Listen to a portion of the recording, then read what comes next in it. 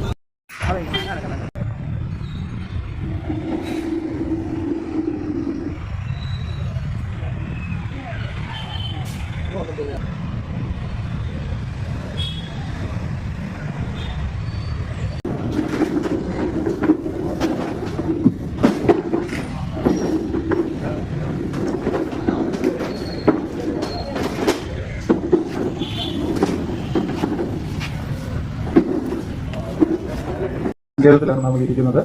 ശ്രീനാരായണ ഗുരുദേവൻ നിരവധി തവണ ഇവിടെ വന്ന് വിശ്രമിക്കുകയും ഈ മഠത്തിലെ സൗകര്യങ്ങളെല്ലാം കണ്ട് ആസ്വദിക്കുകയൊക്കെ ചെയ്തിട്ടുണ്ട്.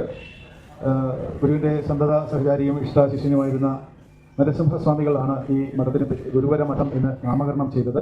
ശ്രീനാരായണ ധർമ്മ പ്രബോധിനി സഭ എന്നൊരു സമിതിയുടെ കീഴിലും നിയന്ത്രണത്തിലുമാണ് ഈ മഠം പ്രവർത്തിക്കുന്നത്. ഈ സഭയുടെ നിലവിലെ പ്രസിഡന്റ് ശ്രീ സജീവൻ ഇവിടെയുണ്ട്.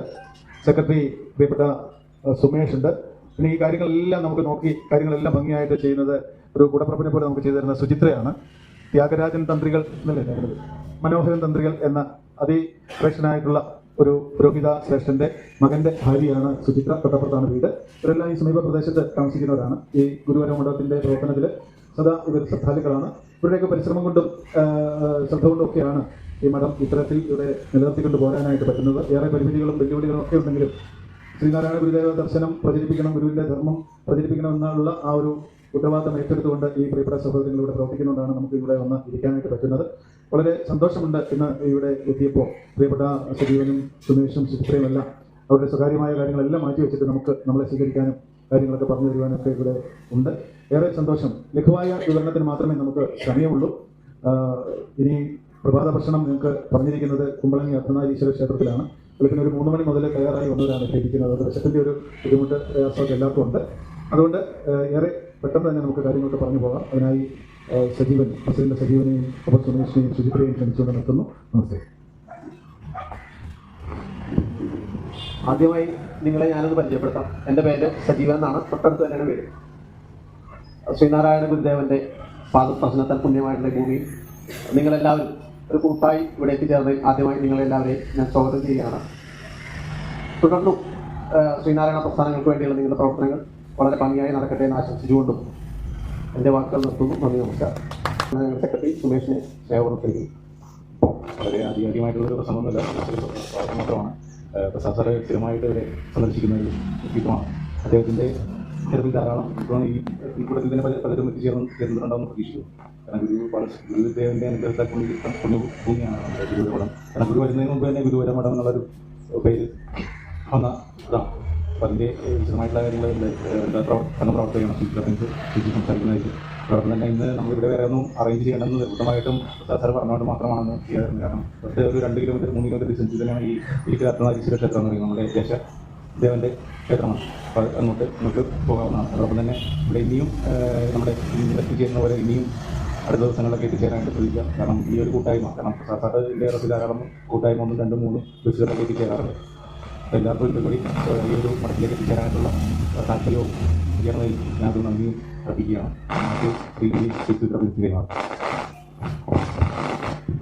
എല്ലാവർക്കും നമസ്കാരം. ഇന്ന് ഇത്രയും ആൾക്കാരെ കണ്ടപ്പോൾ തന്നെ എനിക്ക് വളരെ സന്തോഷമുണ്ടായി. അതുകൂടാതെ ഇവിടെ നിന്ന് പറയാനായിട്ട് എനിക്ക് വാസ്തവത്തിൽ പേടിയാണ്. കാരണം ഈ അവിടെ നിന്ന് വരുന്നവരെന്നൊക്കെ പറഞ്ഞാൽ മിക്കവാറും പേര് പ്രഭാഷകരും അങ്ങനെ എല്ലാവരും ഒക്കെ ഉണ്ടാവും. അപ്പോൾ എനിക്ക് വാസ്തവത്തിൽ എനിക്ക് പേടിയുണ്ട്. എന്നാലും എനിക്ക് അറിയാവുന്ന രീതിയിൽ ഇവിടെ ഗുരു വന്നതിൻ്റെ കാര്യങ്ങൾ ചെറുതായിട്ട് നമുക്ക് പറയാം.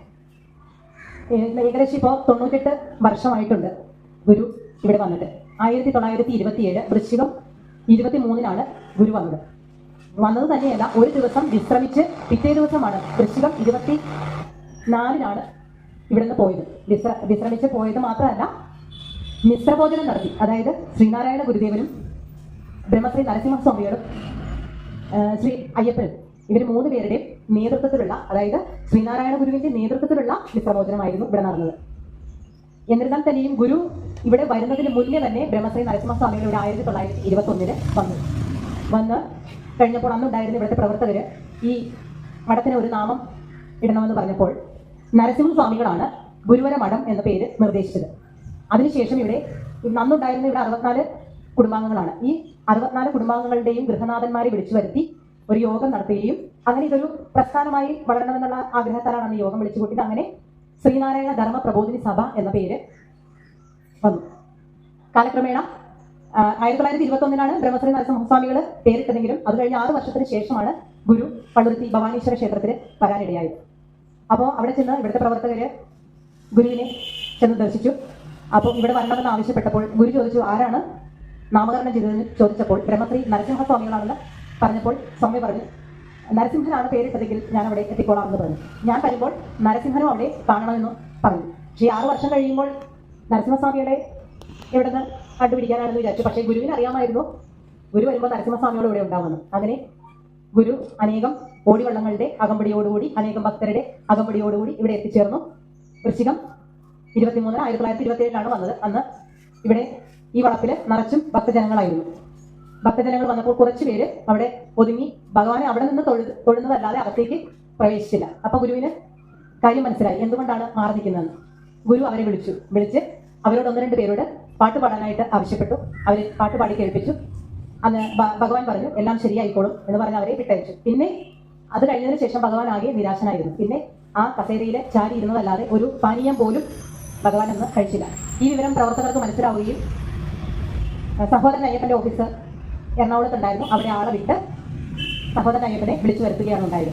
അപ്പോൾ സഹോദരൻ അയ്യപ്പന് കാര്യം മനസ്സിലായി, ഇന്നതാണ് ഭഗവാൻ പാനീയം പോലും കഴിക്കാത്തതിന്റെ കാര്യം മനസ്സിലായപ്പോൾ വേഗം തന്നെ 6 പേർക്കുള്ള ഭക്ഷണം സഹോദരൻ അയ്യപ്പൻ എത്തിച്ചേർന്നെങ്കിലും ഭഗവാനെ കാണുന്നതിന് മുന്നേ തന്നെ ഇവിടെ 6 പേർക്കുള്ള ഭക്ഷണം റെഡിയാക്കാനായിട്ട് പറഞ്ഞു. സഹോദരൻ അയ്യപ്പൻ ഈ അവിടെ നിന്നിരുന്ന കുറച്ച് പേരെയും വിളിച്ച് ഈ നമ്മുടെ പ്രവർത്തകരെയും കൂട്ടി ഇരുന്ന് ഭക്ഷണം കഴിച്ചതിന് ശേഷം ഗുരുവിനെ പോയി ദർശിച്ചു. അപ്പോൾ ഗുരു ചോദിച്ചു, അയ്യപ്പൻ ഭക്ഷണം കഴിച്ചു എന്ന് ചോദിച്ചു. അപ്പോൾ അയ്യപ്പൻ മാഷ് പറഞ്ഞു, ഞാൻ കഴിച്ചു, അങ്ങനെയാണെങ്കിൽ ഇനി നമുക്ക് ഭക്ഷണം ആയിക്കൊള്ളട്ടെ എന്ന് പറഞ്ഞു. അങ്ങനെ ഭഗവാൻ പിന്നെയാണ് വെള്ളം പോലും ഇറക്കിയതെന്നാണ് പറഞ്ഞത്. അന്ന് ഭഗവാൻ പറഞ്ഞു, നാളെ തന്നെ നമുക്കൊരു മിശ്രഭോജനം ഇവിടെ നടത്തണമെന്ന്, നാനാജാതി മതസ്ഥരെ ഉൾപ്പെടുത്തിക്കൊണ്ട് മിശ്രഭോജനം നടത്തണമെന്ന് പറഞ്ഞു. അതിന്റെ ചെലവും ഭഗവാൻ വഹിച്ചോളാന്നാണ് നമ്മുടെ ചരിത്ര പുസ്തകങ്ങളിൽ എഴുതിയിരിക്കുന്നത്. പക്ഷേ പ്രവർത്തകരെ അതെല്ലാം ഏറ്റെടുത്ത് പിറ്റേ ദിവസം തന്നെ നാനാജാതി മതസ്ഥരെ വിളിച്ച് മിശ്രഭോജനം നടത്തി. അങ്ങനെ ശ്രീനാരായണ ഗുരുവും ബ്രഹ്മശ്രീ നരസിംഹസ്വാമികളും സ്വാമി അയ്യപ്പനും കൂടെയുള്ള ഒരു മിശ്രഭോജനമായിരുന്നു ഈ പുണ്യഭൂമിയിൽ അന്ന് നടന്നത്. ഇന്ന് ലോകമെമ്പാടും ഈ ഒരു ചരിത്രം അറിഞ്ഞുകൊണ്ടിരിക്കുകയാണ്. അതിന് നമ്മുടെ ഒരു ഡോക്യുമെന്ററി ഇറക്കിയിട്ടുണ്ട്, മിശ്രഭോജനം എന്ന് പറഞ്ഞൊരു ഡോക്യുമെന്ററി ഇറക്കിയിട്ടുണ്ട്. 98 വർഷമായി. ഇപ്പോൾ ഇനി 2 വർഷം കൂടെ കഴിഞ്ഞാൽ അതിൻ്റെ വലിയ വിപുലമായ ഒരു പരിപാടിയൊക്കെ വെക്കുന്നുണ്ട്. എന്തായാലും നിങ്ങൾക്ക് എല്ലാവർക്കും ഇവിടെ ഈ പുണ്യഭൂമിയിൽ ഭഗവാന്റെ പാദസ്പർശമേറ്റ ഈ പുണ്യഭൂമിയിൽ നിങ്ങൾക്ക് വരാനായിട്ട് സാധിച്ചത് നമുക്ക് ഓരോരുത്തർക്കും, ഇപ്പം ഞങ്ങളാണെങ്കിലും കല്യാണം കഴിച്ച് ഈ മണ്ണിലേക്ക് വന്നത് തന്നെ വലിയൊരു അനുഗ്രഹവും ഭാഗ്യവുമായിട്ടാണ് കരുതുന്നത്. ഈ ഭഗവാന്റെ ഈ ഒരു ഗുരുവര മഠത്തെക്കുറിച്ച്, ഭഗവാൻ വന്ന ഈ ഗുരുവര മഠത്തെക്കുറിച്ച് നാടെങ്ങും പരക്കട്ടെ എന്ന് പ്രാർത്ഥിച്ചുകൊണ്ട് ഞാൻ എൻ്റെ വാക്കുകൾ ചുരുക്കുന്നു. നന്ദി, നമസ്കാരം. കൂടാതെ ഒരു കാര്യം കൂടെ പറഞ്ഞോട്ടെ, പ്രസാദ് സാറ് ഇങ്ങോട്ട് ഗുരുവര മഠത്തിലേക്ക് വരണമെന്ന് പറയുമ്പോൾ തന്നെ ആവലാതിയാണ് പറയാറ്. കാരണം വണ്ടി ഇടാൻ സ്ഥലമില്ല. പലതവണ എന്നോട് പറഞ്ഞു വരണമെന്നുണ്ട്, പക്ഷെ ഇങ്ങനെ വരും എന്ന് ഇത് തന്നെ സാറ് പറഞ്ഞുകൊണ്ടിരിക്കുകയാണ്. അങ്ങനെയാണ് ഈ സ്ഥലം അറേഞ്ച് ചെയ്തത്. പക്ഷെ എനിക്ക് ചോദിച്ചവരോടെല്ലാം പറഞ്ഞു വലിയ വണ്ടി വാഹനം കയറുമെന്ന് പറഞ്ഞു. ആ ഒരു ഇതിൽ തന്നെയാണ് ഞാൻ ഇരുന്നത്. എന്നാലും കയറിയെന്ന് തോന്നുന്നു ഇപ്പോൾ വണ്ടി. എന്നാലും നിങ്ങളുടെ വരവ് ആരും മുടക്കരുത്, ഇനിയും വരണം. പ്രസാദ് സാറിന് പ്രത്യേകം നന്ദി പറയാണ്. കാരണം ഇങ്ങനെ ഇത്രയും പേരുമായിട്ട് വരിക എന്നൊക്കെ പറയുന്നത്, അങ്ങനെ ഇങ്ങനെ ഒരു കാര്യത്തിന് മുതിർന്നിറങ്ങുക എന്ന് പറയുന്നത് വലിയൊരു ഭഗവാന്റെ ഒരു വലിയൊരു കാര്യം തന്നെയാണ്. അത് നിങ്ങളും എല്ലാവരും സാറിനോടൊപ്പം നിൽക്കുന്നത് കൊണ്ട് മാത്രമാണ് ഇങ്ങനെ വരാനായിട്ട് സാധിക്കുന്നത്. ഞങ്ങൾക്കെന്നൊക്കെ പറഞ്ഞ് ഇവിടുന്ന് അങ്ങനെ പോയിട്ടില്ല, ഇതുവരെ പോകണമെന്നൊക്കെ ഉണ്ട്, കുറേ സ്ഥലങ്ങളിലൊക്കെ പോയിട്ടുണ്ട്, എന്നാലും ഇങ്ങനത്തെ ഒരു ഇത് പോയിട്ടില്ല. എല്ലാവർക്കും നന്ദി, നമസ്കാരം. സന്തോഷം. ഈ ധർമ്മപ്രബോധിനി സഭയുടെ പ്രസിഡന്റ് സജീവൻ സാറ്, അതുപോലെ സുമേഷ്, സുചിത്ര, എല്ലാവരും നമ്മുടെ പുരോഹിതൻ, പ്രധാന പുരോഹിതൻ ഉൾപ്പെടെയുള്ള ആളുകൾ എല്ലാവരും നമുക്ക് വേണ്ട എല്ലാ കാര്യങ്ങളും ചെയ്തു തന്നു. വളരെ സന്തോഷമുണ്ട്. ഇവിടെ ഈ ഒരു പരിമിതമായ സൗകര്യങ്ങളിൽ ഒരു സ്വകാര്യമായ അവരുടെ സ്വന്തം കാര്യങ്ങളെല്ലാം ജോലിക്ക് പോലും പോകാതെ ഇവിടെ നമുക്ക് കാത്തു നിൽക്കുന്നു എന്നൊക്കെ പറയുമ്പോൾ നമുക്ക് വളരെ സന്തോഷമുണ്ട്. ഇനിയും തീർച്ചയായിട്ടും ഇവിടെ ഗുരുവിൻ്റെ മണ്ണിലേക്ക് വരാൻ നമുക്ക് വളരെ സന്തോഷമേ ഉള്ളൂ. എല്ലാം പുരോഗതിയുടെ പാതയിലാണ്, എല്ലാ ഇടങ്ങളും പുരോഗതിയുടെ പാതയിലാണ്. കഴിഞ്ഞ ദിവസമാണ് കോട്ടയം നാഗമ്പടം ക്ഷേത്രം അന്തർദേശീയ തീർത്ഥാടന കേന്ദ്രമായിട്ട് കേരള സർക്കാർ പ്രഖ്യാപിച്ചത്. തുടർന്ന് ഇവിടെയും ഗുരുവര മഠവും കുമ്പളങ്ങി അർദ്ധനാരീശ്വര ക്ഷേത്രവും എല്ലാം ഒരു ഫിലിം സപ്പോർട്ടിന്റെ ഭാഗമായിട്ട് മാറട്ടെ എന്ന് നമ്മൾ പ്രത്യാശിക്കുകയാണ്. എന്തായാലും ഇവരെ ഞാൻ വളരെ ബലപ്രയോഗത്തിലാണ് ഇവരെ നമുക്ക് എന്തെങ്കിലും റോബസ്റ്റ പഴമോ ചായയോ ഒക്കെ ഒരു തന്നെ വിടുകയുള്ളൂ. അല്ലെങ്കിൽ നമുക്ക് കഴിക്കാൻ നേരെ ഓടി വണ്ടിയെ കൊണ്ടുവെക്കുന്ന ഒരു രീതിയൊക്കെ ഉണ്ട്. അത് തടഞ്ഞതാണ് ഞാൻ മനഃപൂർവ്വം. കാരണം ഇനി നമുക്ക് അപ്പുറം എന്നിട്ട് കഴിക്കാണ്ട് ഇപ്പോൾ കഴിക്കുന്ന ഒരു അധിക ചിലവായി മാറും എന്നുള്ളത് അത് മനഃപൂർവ്വം ഞാൻ വേണ്ട എന്ന് പറഞ്ഞതാണ്. അപ്പോൾ അതുകൊണ്ട് നമുക്ക് സമയം വളരെയേറെ ഉണ്ട്. ഇനി ഈ കുറേ ദൂരം സഞ്ചരിക്കേണ്ടതുണ്ട്, ഭക്ഷണം കഴിക്കേണ്ടതുണ്ട്, എല്ലാം കൊണ്ടും നമുക്ക് ചുരുക്കുകയാണ്. ഈ ചടങ്ങിനൊരു നന്ദി പറയുന്നതിന് രാജീവിനെ ക്ഷണിക്കാം. സാറ്, പ്രിയപ്പെട്ട സുമേഷേട്ടൻ, സജീവേട്ടൻ, വീട്ടിലേക്ക് ഏറെ സന്തോഷം. ഞാൻ സാറിൻ്റെ കൂടെ ഒരുപാട് കാലമായി ഈ ഒപ്പത്തിൽ യാത്ര ചെയ്യാൻ തുടങ്ങി. ഗുരുവര മഠത്തിൻ്റെ ആ പുരോഗതി അല്ലെങ്കിൽ നമ്മളിലേക്ക് എത്തിയ ആ ഭാഗം പ്രിയ സഹോദരി സുചിത്രയിലും അത് വളരെ നന്നായിട്ട് കാണുന്നുണ്ട്. കാരണം ആദ്യം വന്നപ്പോൾ സുചിത്ര സഹോദരി സംസാരിച്ചതും ഇപ്പോൾ സംസാരിച്ചതും തമ്മിൽ ഭയങ്കരമായ സന്തോഷമുണ്ട്. കാരണം കാര്യങ്ങൾ നമ്മളിലേക്ക് എത്തിക്കുന്നതിൽ വളരെ അധികം ഒരു പ്രതിഭ, ഗുരുവിൻ്റെ ഒരു അനുഗ്രഹം കിട്ടിയിട്ടുണ്ട്, ലഭിച്ചിട്ടുള്ളത് വലിയ ഭാഗ്യമാണ്. പ്രിയപ്പെട്ട നിങ്ങളോട് എനിക്ക് പറയാനുള്ളത്, ഇവിടെ സുചിത്ര ഇങ്ങനെ സംസാരിച്ചുകൊണ്ടിരുന്നപ്പോൾ ഒരു 20% ആളുകളുടെ കയ്യിൽ മാത്രമാണ് നോട്ട് കുറിക്കുന്നത് കണ്ടത്. നമ്മൾ വാഹനത്തിൽ പറയുകയുണ്ടായി. ഇപ്പോൾ എല്ലാവരും കൂടെ ഇതായിട്ട് പറയുകയാണ്.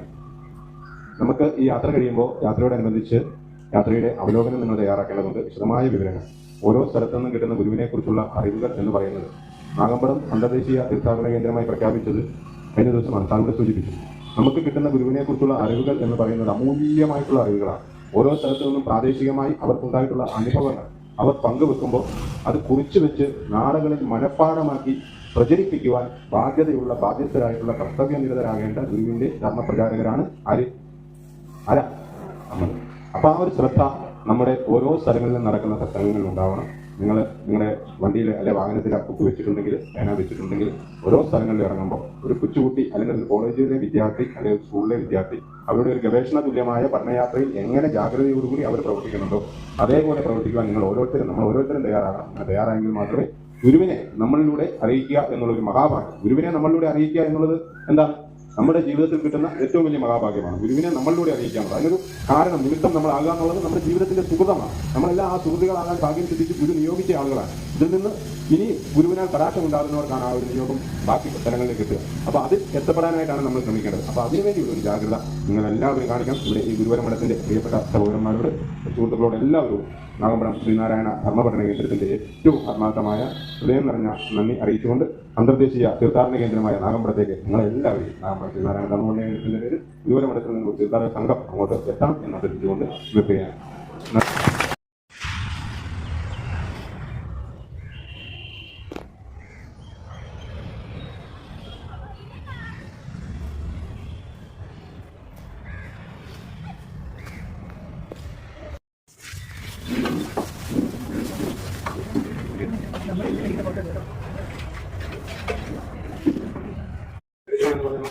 പ്രതിബന്ധങ്ങളെ തകർത്തുകൊണ്ട് ഇവിടെയുള്ള സാധാരണക്കാരായ ജനങ്ങൾക്ക് ഈശ്വരനെ നൽകിക്കൊണ്ട് അവരുടെ ജീവിത രീതിയെ മാറ്റിയ ചരിത്രപരമായ മുഹൂർത്തങ്ങൾ സൃഷ്ടിക്കപ്പെട്ടിട്ടുള്ള മണ്ണാണ് അർദ്ധനാരീശ്വര ക്ഷേത്രത്തിന്റെ കുമ്പളങ്ങി പ്രദേശത്തെ ഈ മണ്ണ് എന്ന് പറയുന്നത്.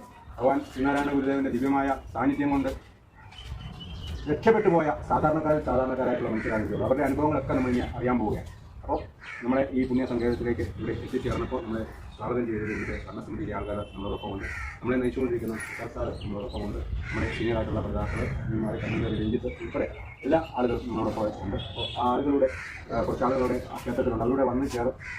നമ്മളോട് അതോടനുബന്ധിച്ച് തന്നെ നമ്മുടെ സത്സംഗം ആരംഭിക്കുകയാണ്. സത്സംഗം എന്ന് പറയുന്നത് നമ്മളെ സംബന്ധിച്ചിടത്തോളം ഏറ്റവും ചരിത്രപരമായ, ഞാൻ മുമ്പ് സൂചിപ്പിച്ചതുപോലെ ഗവേഷണ തുല്യമായിട്ടുള്ള വിവരങ്ങൾ അടങ്ങുന്ന ഒരു ചെറിയ ലഘു കൈപ്പുസ്തകമായി നമ്മളിലേക്ക് മാറേണ്ടതാണ്. നമ്മുടെ നിത്യജീവിതത്തിലേക്ക് മാറേണ്ടതാണ്. ഇന്ന് ലഭിക്കുന്ന ഓരോ അറിവുകളും ചെറുതായിക്കൊള്ളട്ടെ വലുതായിക്കൊള്ളട്ടെ, ചെറിയ കഥകളായിക്കൊള്ളട്ടെ, ഇതൊരു അർദ്ധനാരീശ്വര സ്തവം എന്ന് പറഞ്ഞൊരു പ്രാർത്ഥനയുണ്ട്. ആ പ്രാർത്ഥനയുടെ വരികൾ പോലും നമ്മളത് കേട്ട് കഴിയുമ്പോൾ അത് അവസാനം സാധാരണ ചൊല്ലാറുണ്ട് നമുക്ക് മുമ്പായി. അപ്പോൾ അതിൻ്റെ വരികൾ പോലും ഓരോ വരികളും ഒരു സാധാരണ മനുഷ്യനെ ഉയർത്തുന്നതിന് വേണ്ടി ഇവിടെ ഉള്ള ആളുകൾക്ക് വേണ്ടി പ്രാർത്ഥന ആയിട്ട് ആരംഭിക്കുന്ന ആ ഭഗവാൻ സൃഷ്ടിച്ചു കൊടുത്ത നൽകിയ ആർത്തനാരീശ്വരനെ സ്തുതിച്ചുകൊണ്ടുള്ള പ്രാർത്ഥനയിലേക്ക് ആ കാമ്പിലേക്ക് നമ്മൾ ഇറങ്ങിച്ചെല്ലണം. അതിനുവേണ്ടി ഈശ്വരാരാധന എല്ലാ ഹൃദയങ്ങളിലും ഭവനങ്ങളിലും എത്തുക എന്നുള്ള ആ ഒരു ദിവ്യമായ സന്ദേശം എങ്ങനെയാണോ നമ്മൾ ഉൾക്കൊള്ളുന്നത് അതേ മനോഭാവത്തിലേക്ക് നമ്മുടെ ഹൃദയങ്ങളെ ഇപ്പോൾ നമ്മൾ എല്ലാവരും തയ്യാർ ചെയ്യണം. നമ്മുടെ ഈ സത്സംഗത്തിൽ സവിശേഷമായ സത്സംഗത്തിൽ ഏറെ കൃത്യമായ ശ്രദ്ധയോടുകൂടി അതീവ ജാഗ്രതയോടുകൂടി നിങ്ങളുടെ എന്താണ് കണ്ണും കാതും ഉറപ്പിച്ചു വെച്ചെങ്കിൽ മാത്രമേ നമുക്ക് ഇവിടെ നിന്നും ആനന്ദം നുകരാൻ പറ്റത്തുള്ളൂ. ഇതെല്ലാം ആനന്ദമാണ്. ഈ ആനന്ദം നമ്മൾ നുകർന്നെങ്കിൽ മാത്രമേ ഞാൻ ആദ്യം പറഞ്ഞ പോലെ നമുക്ക് പ്രചരിപ്പിക്കാൻ പറ്റും. ആ ഒരു അതീവ ശ്രദ്ധ നമുക്ക് എല്ലാവർക്കും ഉണ്ടാവണം. ഏറെ ബഹുമാനപ്പെട്ടിട്ടുള്ള നമ്മുടെ സാറിനെ നമ്മുടെ സത്സംഗത്തിൻ്റെ നമ്മുടെ എല്ലാത്തിനും നയിച്ചുകൊണ്ട് നമുക്ക് ഗുരുനാഥനായി ഗുരുതുല്യനായി നമുക്ക് എല്ലാത്തിനും അഭയകേന്ദ്രമായി നിലനിന്നുകൊണ്ടിരിക്കുന്ന പ്രസാദ് സാറിനെ വളരെ സ്നേഹത്തോടെ സ്വാഗതം ചെയ്യുന്നു. അതോടൊപ്പം ഏറെ ബഹുമാനപ്പെട്ട സുമേഷ് സാറും ഷിബു സാറുമുണ്ട്. സുമേഷ് സാറിൻ്റെ നേതൃത്വത്തിലാണ് നമുക്കിപ്പോഴുള്ള മനോഹരമായ രുചികരമായ പ്രഭാത ഭക്ഷണം നമുക്കിവിടെ അറേഞ്ച് ചെയ്യപ്പെട്ടിട്ടുള്ളത്. അതുപോലെ സുമേഷ് സാറിനെയും ഷിബു സാറിനെയും വളരെ ആദരവോടുകൂടി നാഗപുരം ശ്രീനാരായണ ധർമ്മപള്ളിയുടെ വേണ്ടി സ്വാഗതം ചെയ്തുകൊണ്ട് ഒരിക്കൽ കൂടി നിങ്ങളെല്ലാവരും അതീവ ജാഗ്രതയോടുകൂടി ശ്രദ്ധയോടുകൂടി നിങ്ങളുടെ ഹൃദയത്തെ നിങ്ങളുടെ മനസ്സിനെ നിങ്ങളുടെ ബുദ്ധിയെ തയ്യാറാക്കി വെക്കുക. ഇവിടുന്ന് കിട്ടുന്ന ഓരോ മണിമുത്തുകളും നിങ്ങളുടെ ജീവിതത്തിലേക്ക് നാളുകളിൽ ഉണ്ടാകാൻ പോകുന്ന ഏറ്റവും വലിയ പ്രേയസ്കരമായിട്ടുള്ള മുഹൂർത്തങ്ങൾക്ക് നിതാന്തമാകട്ടെ എന്ന് പ്രാർത്ഥിച്ചുകൊണ്ട് നിൽക്കുന്നു. നമസ്കാരം. യോഗത്തിൻ്റെ 1900 ശാഖയുടെ പ്രസിഡന്റ് ഈ ക്ഷേത്ര സങ്കേതമായി ഏറെ ബന്ധം നിർത്തിയിരിക്കുന്നതായി പ്രിയപ്പെട്ട ആത്മസഹോദരൻ സുമേഷ്, ഈ ക്ഷേത്രത്തിൻ്റെ ചുമതല വഹിക്കുന്ന ഫിനാൻസ് കമ്മിറ്റിയുടെ ചുമതല വഹിക്കുന്ന പ്രിയപ്പെട്ട ഈ ശാഖയുടെ എക്സിക്യൂട്ടീവ് കൂടിയായിട്ടുള്ള ഷിബു സാറ്, പ്രിയപ്പെട്ട രാജീവ് രഞ്ജിത്ത്, മറ്റ് അഡ്മിനിസ്ട്രേറ്റർ വന്നിരിക്കുന്ന പ്രിയ സഹോദരൻ. രാജീവ് ഇവിടെ സൂചിപ്പിച്ചതുപോലെ ചരിത്രം തുടങ്ങുന്ന ഒരു മണ്ണ് തന്നെയാണ് ഇരിക്കൽ കുമ്പളങ്ങി അർദ്ധനാരീശ്വരൻ. ഇവിടെ പുരാതന കാലത്ത് ബ്രാഹ്മണ വിഭാഗത്തിൻ്റെ കൈവശമിരുന്നു. അതിനെക്കുറിച്ചും പിൽക്കാലത്ത് വന്ന അതിൻ്റെ ശോചനീയാവസ്ഥയെക്കുറിച്ചും ഇപ്പോഴത്തെ അതിൻ്റെ ഭരണത്തെക്കുറിച്ചും ഇവിടുത്തെ പ്രതിഷ്ഠാനന്തര കാര്യത്തെക്കുറിച്ചുമൊക്കെ ഇതിൻ്റെ ദേവസ്വത്തിൻ്റെ അധികാരികൾ നമ്മളോട് സംസാരിക്കുമെന്നുള്ളതിൽ അതിലേക്ക് കടക്കുന്നു. എന്തായാലും ഗുരുവിൻ്റെ തൃപ്പാദങ്ങൾ പതിഞ്ഞ ഈ മണ്ണിലൂടെ വളരെ പ്രക്ഷുബ്ധമായ അവസ്ഥയ്ക്ക് ഗുരുവിൻ്റെ ആ സന്നിധാനം ശാന്തി നൽകിക്കൊണ്ടാണ് ഇന്ന് ഈ ക്ഷേത്രം ഇവിടെ ഇത്രയും തലയെടുപ്പോടുകൂടി ഉയർന്നു നിൽക്കുന്നത്. കുമ്പളങ്ങി എന്ന പേര് കേൾക്കുമ്പോൾ അർദ്ധനാരീശ്വര ക്ഷേത്രമാണ് ഇവിടെ ദേശാധിപത്യവുമായിട്ട് നമ്മുടെ എല്ലാ മനസ്സിൽ ചേർന്ന് വരുന്നത്. ഈ നാട്ടിലെ ഒരു മഹോത്സവമായിട്ട് ഈ ക്ഷേത്രത്തിലെ ഉത്സവം ഉണ്ടാകുന്നു. അപ്പോൾ അത്തരത്തിൽ വളരെ ശ്രദ്ധേയമായ ചരിത്രമുറങ്ങുന്ന ഒരു പുണ്യസങ്കേതത്തിലാണ് നമ്മൾ ഇവിടെ എത്തിയിരിക്കുന്നത്. അതിനെക്കുറിച്ച് ഡീറ്റെയിൽ ആയിട്ട് നമുക്ക് പറഞ്ഞു തരാനായിട്ട് പ്രിയപ്പെട്ട ശാഖയുടെ പ്രസിഡന്റ് സുമേഷ് ഉണ്ട്. അദ്ദേഹമാണ് കഴിഞ്ഞ കുറേ വർഷങ്ങളായിട്ട് നമുക്ക് കാര്യങ്ങളെല്ലാം പറഞ്ഞു തരുന്നത്. നമുക്ക് ഒരു സഹോദര തുല്യൻ എന്നുള്ള നിലയിൽ നമുക്ക് ഭക്ഷണമൊക്കെ തന്ന സന്തോഷമായിട്ട് ചരിത്രമെല്ലാം പറഞ്ഞ് ഇന്നത്തെ ഒരു ദിവസം അദ്ദേഹത്തിൻ്റെ പ്രവർത്തനം നമുക്ക് വേണ്ടി മാറ്റി വെച്ചിട്ടാണ് എല്ലാ പ്രാവശ്യവും അറിയിച്ചു കഴിഞ്ഞാൽ നമുക്ക് വേണ്ടിയിട്ട് എല്ലാ ക്രമീകരണങ്ങളും ഓരോ ദിവസവും നമ്മൾ വിളിച്ചു വരും.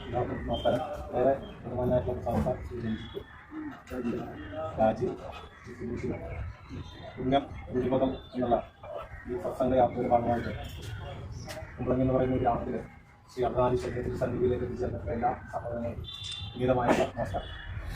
ഇവിടെ പ്രസാദ് സാറ് സൂചിപ്പിച്ചവരുടെ ഈ മഹാക്ഷേത്രം ശ്രീനാരായണ ഗുരുദേവൻ്റെ കരങ്ങളാൽ പ്രതിഷ്ഠ നിർവഹിക്കപ്പെട്ട ഒരു മഹാക്ഷേത്രമാണ്. ഇത് 100-120 വർഷം മുന്നേ വരെ ബ്രാഹ്മണ വിഭാഗത്തിൻ്റെ ഒരു ക്ഷേത്രമാണ് ഇവിടെ നിലനിന്നിരുന്നത്. അവർ കാലങ്ങളായി ആ ക്ഷേത്രത്തിലെ ആരാധന നടത്തിക്കൊടുക്കുന്ന സന്ദർഭത്തിൽ കുമ്പളങ്ങി എന്ന് പറയുന്ന പ്രദേശം അതിനുശേഷം ഒരു നൂറ്റാണ്ട് മുമ്പ് ന്യൂനപക്ഷങ്ങളുടേതായിട്ടുള്ള വലിയൊരു പ്രവാസങ്ങൾ ഉണ്ടാവുകയും അവരുടെയൊക്കെ സ്വാധീനത്തിന്റെ ഫലമാക്കി ബ്രാഹ്മണ വിഭാഗത്തെ അവരുടെ ആചാരാനുഷ്ഠാനങ്ങളും അവർ ആഗ്രഹിക്കുന്ന തരത്തിലേക്ക് നടത്തിക്കൊണ്ടുപോകാൻ പറ്റാത്ത ഒരു സാഹചര്യം ആ കാലഘട്ടത്തിൽ സംജാതമാവുകയുണ്ടായി.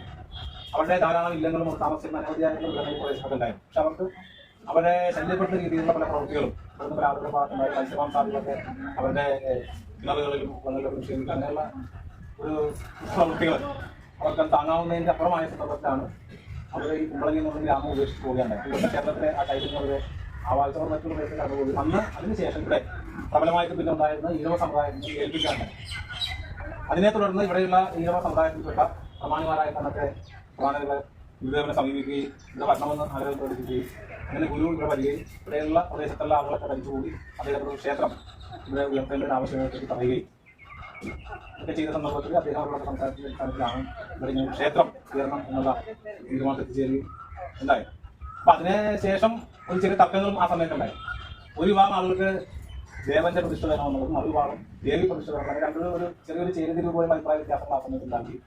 ഇതെല്ലാം കേട്ടിരുന്ന ഗുരു ഇവരുടെ എല്ലാവരുടെയും ആഗ്രഹങ്ങൾക്ക് തൃപ്തിവരുത്തിക്കൊണ്ടാണ് ദേവനും സമീപം അർദ്ധനാരീശ്വരൻ എന്ന സങ്കല്പത്തിലുള്ള ഒരു പ്രതിഷ്ഠ ഇവിടെ ഉയർത്തിയിരുന്നത്. ഇതിനെ തുടർന്ന് എല്ലാ ആളുകളും പല ഭക്തിയാളുകൾ വന്നു വരികയും അങ്ങനെയാണ് ഈ ക്ഷേത്രം ഇവിടെ ഒരു പ്രഭാവത്തോടുകൂടിയുള്ള ക്ഷേത്രമായിട്ട് മാറിയത്. അതിനുശേഷമാണ് ഇങ്ങനൊരു ദേവസ്വം യോഗം ഇല്ലീഗൽ ദേവസ്വം യോഗം എന്നുള്ള പേരിൽ കുമ്പളങ്ങിലുള്ള ഈഴവ സമുദായത്തിൽപ്പെട്ട ആളുകളുടെ കൂട്ടായ്മ എന്നതാണ് ഇല്ലീഗൽ ദേവസ്വം യോഗം എന്ന നിലയ്ക്ക് ഒരു സംഘടന രൂപീകരിക്കുകയും അത് രജിസ്റ്റർ ചെയ്യുകയും അതിനോടനുബന്ധമായിട്ട് വിജ്ഞാനപ്രദായിനി യോഗം എന്നുള്ള പേരിൽ സംഘടന യോഗം. അതാണ് ഈ LP സ്കൂൾ, നൂറ്റാണ്ട് പഴക്കമുള്ള സ്കൂളാണ്. അപ്പം PPY LP സ്കൂളാണ് വിജ്ഞാനി പ്രദായിനി യോഗം യോഗം. അങ്ങനെ ഒരു സംഘടന രൂപത്തിൽ അതിനുശേഷം ഇല്ലീഗൽ ദേവസ്വം യോഗം ഉണ്ടായി. ഇത് കുമ്പളങ്ങിയിലെ 3 ശാഖായോഗങ്ങൾ വെച്ചു. SNDP യോഗത്തിലെ 1392 നമ്പർ ശാഖ, 2899 2900. അങ്ങനെ 3 ശാഖായോഗങ്ങളാണ് കുമ്പളങ്ങിയിലുള്ളത്. ഈ 3 ശാഖായോഗങ്ങളുടെ കീഴിൽ വരുന്ന ഈഴവ സമുദായ അംഗങ്ങൾ 2000-ഓളം അംഗങ്ങൾ ചേർന്നാണ് ഇല്ലീഗൽ ദേവസ്വം യോഗം. അതങ്ങനെ സ്വതന്ത്രമാണ്. SNDPയുടെ കീഴിലല്ലെങ്കിൽ ഈ 3 ശാഖായോഗങ്ങളിൽ ഈഴവ സമുദായത്തെ ചേർന്നിട്ടാണ് ഈ ഇല്ലീഗൽ ദേവസ്വത്തിന്റെ ഭരണ നിർവഹണം നടത്തുന്നത്. അങ്ങനെ ഇവിടെ പ്രതിഷ്ഠ നടത്തിയതിനു ശേഷം ഒരു പ്രഭാവം ഉണ്ടാവുകയും ഈ പ്രദേശത്തെ ഇതിനെ ആശ്രയിച്ച് കഴിയുന്ന ഇതിന്റെ പ്രഭാവ വലയത്തിൽ ഇവിടെ മറ്റ് സമുദായത്തിൽപ്പെട്ട ആളുകൾ ഹിന്ദു വിഭാഗത്തിൽപ്പെട്ട പുലയ സമുദായം, ജീവന സമുദായമുണ്ട്, ഹിന്ദി സമുദായമുണ്ട്, അവരെല്ലാവരും ചേർന്നാണ് ഇവരുടെ എല്ലാ വിശേഷ ദിവസങ്ങളിൽ എല്ലാ ജാതിമത ഭേദമന്യം എല്ലാ വിഭാഗം അറിയുന്നത്. അപ്പൊ 1083 കൊല്ലവർഷം 1083 ആണ്ടിലെ 1083 ആണ്ട് കൊല്ലവർഷം മീനമാസത്തിലെ രോഹിണി നക്ഷത്രത്തിലാണ് ഇവിടെ പ്രതിഷ്ഠ നടത്തുന്നത്.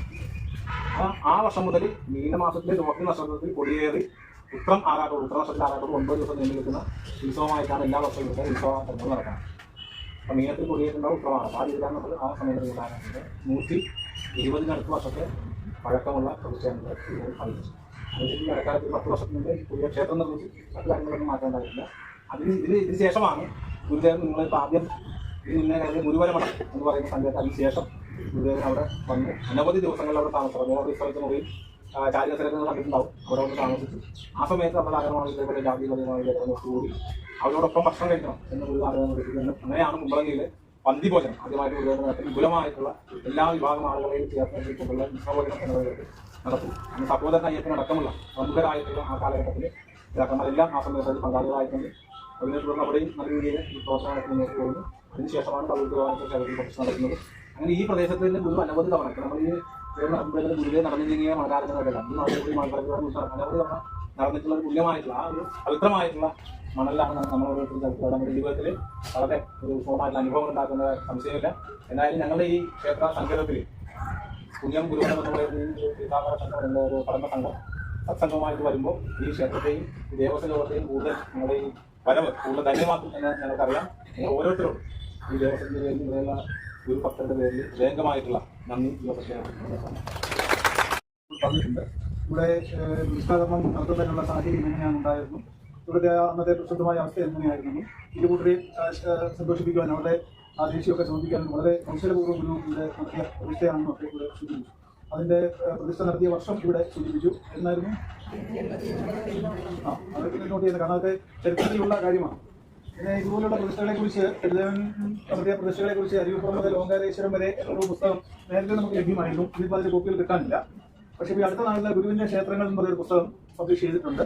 അതിൽ ഗുരുവുമായി ബന്ധപ്പെട്ട എല്ലാ ക്ഷേത്രങ്ങളും ഗുരു വിശ്രമിച്ചിട്ടുള്ള ക്ഷേത്ര സങ്കേതങ്ങൾ വരെ ഉൾപ്പെടുത്തിക്കൊണ്ടുള്ള ഒരു പുസ്തകമാണ് പ്രസിദ്ധീകരിച്ചിരിക്കുന്നത്. അത് നിങ്ങൾക്ക് വായിക്കുകയാണെങ്കിൽ ഇതുള്ള ക്ഷേത്രത്തെക്കുറിച്ചൊക്കെ ഉള്ള ഒരു ലഘുവായ ചരിത്രം നിങ്ങൾക്ക് കിട്ടും. അതൊരു പ്രസംഗത്തിനോ അല്ലെങ്കിൽ ഒരു റിപ്പോർട്ട് എഴുതുന്നതിനോ ഒക്കെ സഹായിക്കും. അപ്പോൾ കിഴുകുമ്പളത്തെ ഗുരുദേവൻ എടപ്പാടിയിലേക്ക് പോയ വഴിക്ക് പാലായിലേക്ക് പോയ വഴിക്കാണ് കിഴുകുമ്പളത്ത് വിശ്രമിച്ചിട്ടുള്ളത്. അപ്പോൾ കിഴുകുമ്പളം ക്ഷേത്രത്തെക്കുറിച്ച് സൂചിപ്പിച്ചിട്ടുണ്ട്. ഇവിടെ തലവലിപ്പുറത്ത് മാതാനം ക്ഷേത്രത്തെക്കുറിച്ച് സൂചിപ്പിച്ചിട്ടുണ്ട്.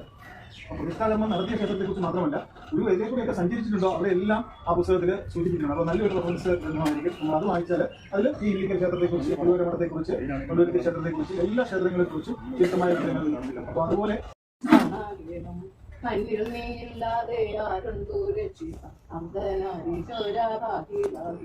ഹിന്ദു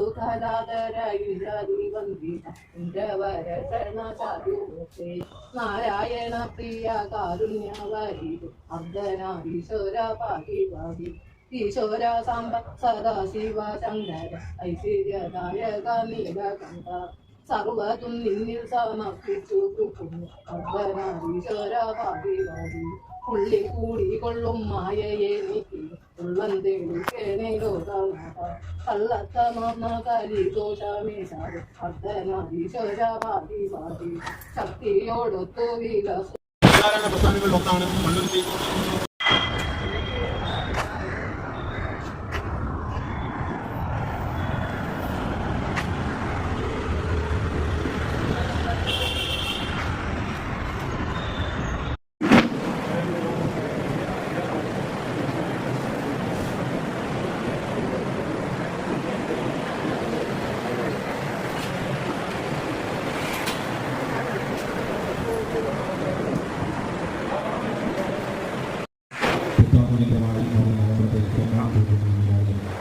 ആർമിത്തത്തിൽ പ്രയാണം ആരംഭിച്ചു. കുമരകം കുമ്പളങ്ങി ഗുരുവരമഠം, കുമ്പളങ്ങി അർദ്ധനാരീശ്വര ക്ഷേത്രം, ശേഷം നമ്മളിപ്പോൾ എത്തിച്ചേർന്നിരിക്കുന്ന ദിവ്യസന്നിധി എന്ന് പറയുന്നത് ഭഗവാന്റെ ക്ഷേത്ര പ്രതിഷ്ഠകൾ മഹാക്ഷേത്രമായി വിഭാവനം ചെയ്യപ്പെട്ടിട്ടുള്ള, കേരളത്തിലെ മഹാക്ഷേത്രങ്ങളുടെ കൂട്ടത്തിൽ വിഭാവനം ചെയ്യപ്പെട്ടിട്ടുള്ള എല്ലാവർക്കും എൻ്റെ വിനീതമായ നമസ്കാരം. എൻ്റെ പേര് വിദ്യാനാഥൻ, പക്ഷേ അറിയപ്പെടുന്നത് ബോസ് എന്ന് പറഞ്ഞാൽ. കഴിഞ്ഞ ഇവിടെ ഉണ്ടായിരുന്ന മോഹൻലാൽ അദ്ദേഹമാണ് ഇപ്പോഴത്തെ ദേവസ്വം ബോർഡിൻ്റെ 3ാമത്തെ വർഷമാണ് അദ്ദേഹം ഇരിക്കുന്നത്. അതിന് മുൻപ് 3 വർഷം മുൻപ് ഞാനായിരുന്നു. ഞാൻ 3 വർഷമായിരുന്നു. അതിനേക്കാൾ മുമ്പ് മോഹൻചേട്ടൻ തന്നെയായിരുന്നു. കഴിഞ്ഞ 9 വർഷമായിട്ട് ഞങ്ങൾ തന്നെ കൈകാര്യം ചെയ്ത് പോകുന്നത് സഭയാണ്. ഈ സഭയുടെ ഭരണഘടന ആദ്യം ഞാൻ പറയാം. സഭയുടെ പേര് ശ്രീ ഭവാനീശ്വര ദേവസ്വം എന്നാണ് അമ്പലത്തിൻ്റെ പേര്. ശ്രീ ധർമ്മ പരിപാലന യോഗം എന്നാണ് സഭയുടെ പേര്. SDPY അല്ല, ശ്രീ ധർമ്മ പരിപാലന യോഗം ആണ്. SNDP അല്ല, SDPY ആണ്. ശ്രീ ധർമ്മ പരിപാലന യോഗം. SNDP വേറെ, SDPY വേറെ, എന്നാൽ രണ്ടും ഒന്ന് തന്നെയാണ്. കാരണം കൊച്ചി യൂണിയൻ്റെ കീഴിലാണ് ഈ നമ്മളെല്ലാം ഈ പ്രദേശം മുഴുവൻ ഉൾപ്പെടുന്നത്. കൊച്ചി യൂണിയൻ്റെ president Shri AK Santhosh. AK Santhosh എന്ന് പറയുന്നത് വെള്ളാപ്പള്ളി നടേശൻ്റെ സഹോദരിയുടെ മകനാണ്. അദ്ദേഹമാണ് ഇപ്പോൾ കൊച്ചി യൂണിയൻ്റെ പ്രസിഡന്റ്. അദ്ദേഹമാണ് ഈ സ്കൂളുകളുടെ എല്ലാം മാനേജർ, ഇപ്പോഴത്തെ മാനേജർ. 3 വർഷക്കാലമേ ഞങ്ങൾക്ക് തുടർച്ചയായിട്ട് ഇരിക്കാൻ പറ്റുള്ളൂ. അതുകൊണ്ട് മാറ്റങ്ങളുണ്ടാവും. ഇപ്പോൾ നിലവിൽ യോഗം പ്രസിഡന്റ് എന്ന് പറയുന്നത് KV സരസൻ എന്ന ഒരു ചേർന്നാണ്. അദ്ദേഹം രാവിലെ വന്നിട്ട് വീട്ടിലെന്തോ അത്യാവശ്യം അത് ബിസിനസ്സും കാര്യങ്ങളുള്ള ആളാണ്, പോയതാണ്. 2ാമത്തെ സ്ഥാനത്തിരിക്കുന്നത് സ്കൂൾ മാനേജറാണ്. അദ്ദേഹം, അതാണ് ഞാൻ പറഞ്ഞത്, ശ്രീ AK സന്തോഷ്, വെള്ളാപ്പള്ളി നടേശൻ്റെ സഹോദരിയുടെ പുത്രനാണ്. 3ാമത്തെ സ്ഥാനം എന്ന് പറയുന്നത് ദേവസ്വം മാനേജറാണ്. ദേവസ്വം മാനേജറായിട്ട് ഇപ്പോൾ ഇരിക്കുന്നത് ശ്രീ KR മോഹൻ. മോഹൻചേട്ടൻ പ്രാർത്ഥനയിൽ പങ്കെടുക്കാൻ പോയി. പിന്നീട് അതിന് താഴെ 9 കൗൺസിലർമാരാണ്. ഞങ്ങളുടെ ഈ ദേശം, ഈ ക്ഷേത്രത്തിൻ്റെ അല്ലെങ്കിൽ സഭയുടെ പ്രദേശം എന്ന് പറയുന്നത് ഇടക്കൊച്ചി മുതൽ ഫോർട്ട് കൊച്ചി വരെ, ഫോർട്ട് കൊച്ചി, മട്ടാഞ്ചേരി, ഇടക്കൊച്ചി, പള്ളുരുത്തി, കുമ്പളങ്ങി വഴിയില്ല, അല്ലാത്ത ദേശങ്ങളാണ്. അത് ഞങ്ങൾ 12 ദേശങ്ങളായിട്ട് തിരിച്ചിട്ടുണ്ട്. അതിൽ 3 ദേശങ്ങൾ ചെറിയ ദേശങ്ങളായതുകൊണ്ട് അവർക്ക് കൗൺസിലേഴ്സ് ഇല്ല. ബാക്കി 9 ദേശത്തിൽ കൗൺസിലേഴ്സ് ഉണ്ട്. അപ്പോൾ 9 കൗൺസിലർമാരുണ്ട്, 3 എക്സിക്യൂട്ടീവ് പോസ്റ്റുള്ള 3 പേര്. അതിൽ താഴെ ജനറൽ കമ്മിറ്റി അംഗങ്ങളായിട്ട് 37 പേരുണ്ട്. അത് ഓരോ ദേശത്തിൻ്റെയും അംഗങ്ങളുടെ പ്രാതിനിധ്യം അനുസരിച്ചാണ് വരുന്നത്. 37 ജനറൽ കമ്മിറ്റി അംഗങ്ങളും 9 കൗൺസിലർമാരും 3 എക്സിക്യൂട്ടീവ് അടങ്ങുന്ന 49 പേരുടെ ഒരു ഭരണസമിതിയാണ് ഈ സഭയെ നയിച്ചുകൊണ്ടിരുന്നത്. 49 പേരുടെയാണ് ഈ സഭയുടെ ഭരണസമിതി. പൂർണ്ണ അധികാരം എക്സിക്യൂട്ടീവിനും കൗൺസിലുമാണ്. അതിനുശേഷം ജനറൽ കമ്മിറ്റിയിലേക്ക് കാര്യങ്ങൾ. ജനറൽ കമ്മിറ്റി 2 മാസം കൂടുമ്പോൾ കൂടിയാൽ മതിയെങ്കിൽ കൗൺസിൽ മിക്കവാറും 2 ആഴ്ച 3 ആഴ്ച കൂടുമ്പോൾ കൂടി എന്നുള്ള കാര്യങ്ങൾ തീരുമാനിച്ചു. ഇവിടെ ഞങ്ങൾക്ക് ആദ്യം ഉണ്ടായിരുന്നത് 3600 മെമ്പർമാരുണ്ടായിരുന്നു. ഇപ്പോൾ 2900 ഉണ്ട്. ബാക്കിയുള്ളവരുടെ കാര്യം പറയണ്ടല്ലോ. അപ്പോൾ ഞങ്ങളെല്ലാം വിട്ടുപിരിഞ്ഞു പോയി. ബാക്കി ഇപ്പോൾ 2900 അങ്ങനെ ഉള്ളൂ. ഈ അടുത്ത കാലത്തൊന്നും മെമ്പർഷിപ്പ് കൊടുക്കാൻ പറ്റുമെന്ന് അറിയില്ല. മെമ്പർഷിപ്പ് കൊടുക്കുന്നത് ഈ പ്രദേശത്ത് താമസിക്കുന്ന സ്ഥിരതാമസമുള്ള അംഗങ്ങൾക്ക് മാത്രം, വീടുകൾക്ക് മാത്രമേ കൊടുക്കുള്ളൂ. അതാണ് ഇതിൻ്റെ ഭരണസമിതി എന്ന് പറയുന്നത്. ഭരണഘടന എല്ലാം ഉണ്ട്. 1914 ചാരിറ്റബിൾ സൊസൈറ്റി ആക്ട് പ്രകാരം അംഗീകരിച്ചിട്ടുള്ളൊരു ഭരണഘടന. ഇനി ഇതിൻ്റെ ഉത്ഭവം പറയാം. 1888 ഗുരുദേവൻ ഹരിപ്രതിഷ്ഠ പ്രതിഷ്ഠ നടത്തുമ്പോൾ നമ്മുടെ കേരളത്തിലുള്ള സ്ഥിതിവിശേഷങ്ങളെല്ലാം നിങ്ങൾക്കെല്ലാം അറിയാൻ പറ്റും. കാരണം ഗുരുദേവ പഠന ക്ലാസ്സുകളെല്ലാം മുമ്പ് അറിയാവുന്നതിൽ സംശയമൊന്നും വേണ്ടില്ല. അതേ ആ കാലഘട്ടത്തിലുണ്ടായിരുന്ന അതേ നിലപാടുകൾ, അല്ലെങ്കിൽ അതേ ആ സമ്പന്നരും അല്ലെങ്കിൽ ജാൽക്കാരെന്നുള്ള അതേ നിലപാട് തന്നെയായിരുന്നു ഈ പള്ളുരുത്തി. പള്ളുരുത്തിയിൽ അധികവും ഇളവരായിരുന്നു. അതും നമ്മുടെ ഈ മെയിൻ ഹൈവേയുടെ പടിഞ്ഞാറ് വശം, മെയിൻ ഹൈവേയുടെ കിഴക്ക് വശം മുൻ ജാതിക്കാരും നായന്മാർക്കുണ്ടായവരായിരുന്നു. അപ്പോൾ ആ വഴിക്കൊന്നും നമുക്ക് പോകാൻ പാടില്ല. ഈ ഹൈവേയിൽ കൂടി തന്നെ നമ്മൾ പോകണമെന്നുണ്ടെങ്കിൽ അവരാരും ഉണ്ടാകാൻ പാടില്ല. അങ്ങനെ ഒരു കാലഘട്ടത്തിലായിരുന്നു ഈ ഇവിടുത്തെ നല്ലൊരു 4-5 ഫാമിലി, അതായത് അവരുടെ ബിസിനസ് എന്ന് പറയുന്നത് മണൽ തല്ലുക, കയറ് പിരിക്കുക, അങ്ങനെയുള്ള കയറ് പിരിച്ച് അത് മട്ടാഞ്ചേരിയിൽ നിന്നും കയറ്റി വിടുന്ന ഒരു ബിസിനസ്സായിരുന്നു. അങ്ങനെയുള്ള ഒരു 4-5 സമ്പന്നരായിട്ടുള്ള, അല്പമെങ്കിലും കാശ് മുടക്കാൻ തയ്യാറായിട്ടുള്ള, അല്ലെങ്കിൽ അല്പമെങ്കിലും കല്യാണം കാണിക്കാൻ തയ്യാറായിട്ടുള്ള 4-5 കുടുംബക്കാരുണ്ടായിരുന്നു. അതിൽ മുഖ്യമായിട്ടുണ്ടായിരുന്നത് സമ്പ്രതി അയ്യപ്പൻ എന്ന് കാണാം.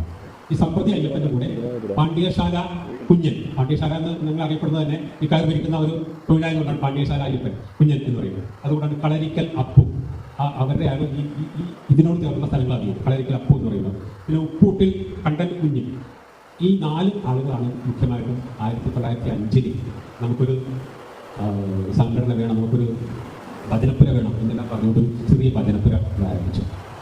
നമുക്കാർക്കും വെച്ചുപൂജയ്ക്കുള്ള അനുവാദമൊന്നുമില്ല, കാരണം ഇവിടെ ഭരിക്കുന്നത് കൊച്ചി മഹാരാജാവാണ്. 1905 ഗുരുദേവൻ എറണാകുളത്ത് വന്നപ്പോൾ ഒരു 4 പേർ കൂടി കാണുകയും അദ്ദേഹം നിങ്ങൾ ആദ്യമായിട്ടൊരു സംഘടന ഉണ്ടാക്കും, അത് രജിസ്റ്റർ ചെയ്ത ശേഷം നമുക്ക് ആലോചിക്കാൻ. 1907 ആയപ്പോഴേക്കും വീണ്ടും ഗുരുദേവനെ കാണുന്നു. സംഘടനയുടെ ഏകദേശം രൂപമെല്ലാം ഉണ്ടായി, ചെറിയ രീതിയിലുള്ള ഭജനെല്ലാം തുടങ്ങി. രാജാവിന് ഒരു അപേക്ഷ നൽകി ക്ഷേത്രം അനുവദിച്ചു. പക്ഷേ ക്ഷേത്രാനുമതി നൽകിയില്ല. 1907 ക്ഷേത്രാനുമതി നിഷേധിച്ചു.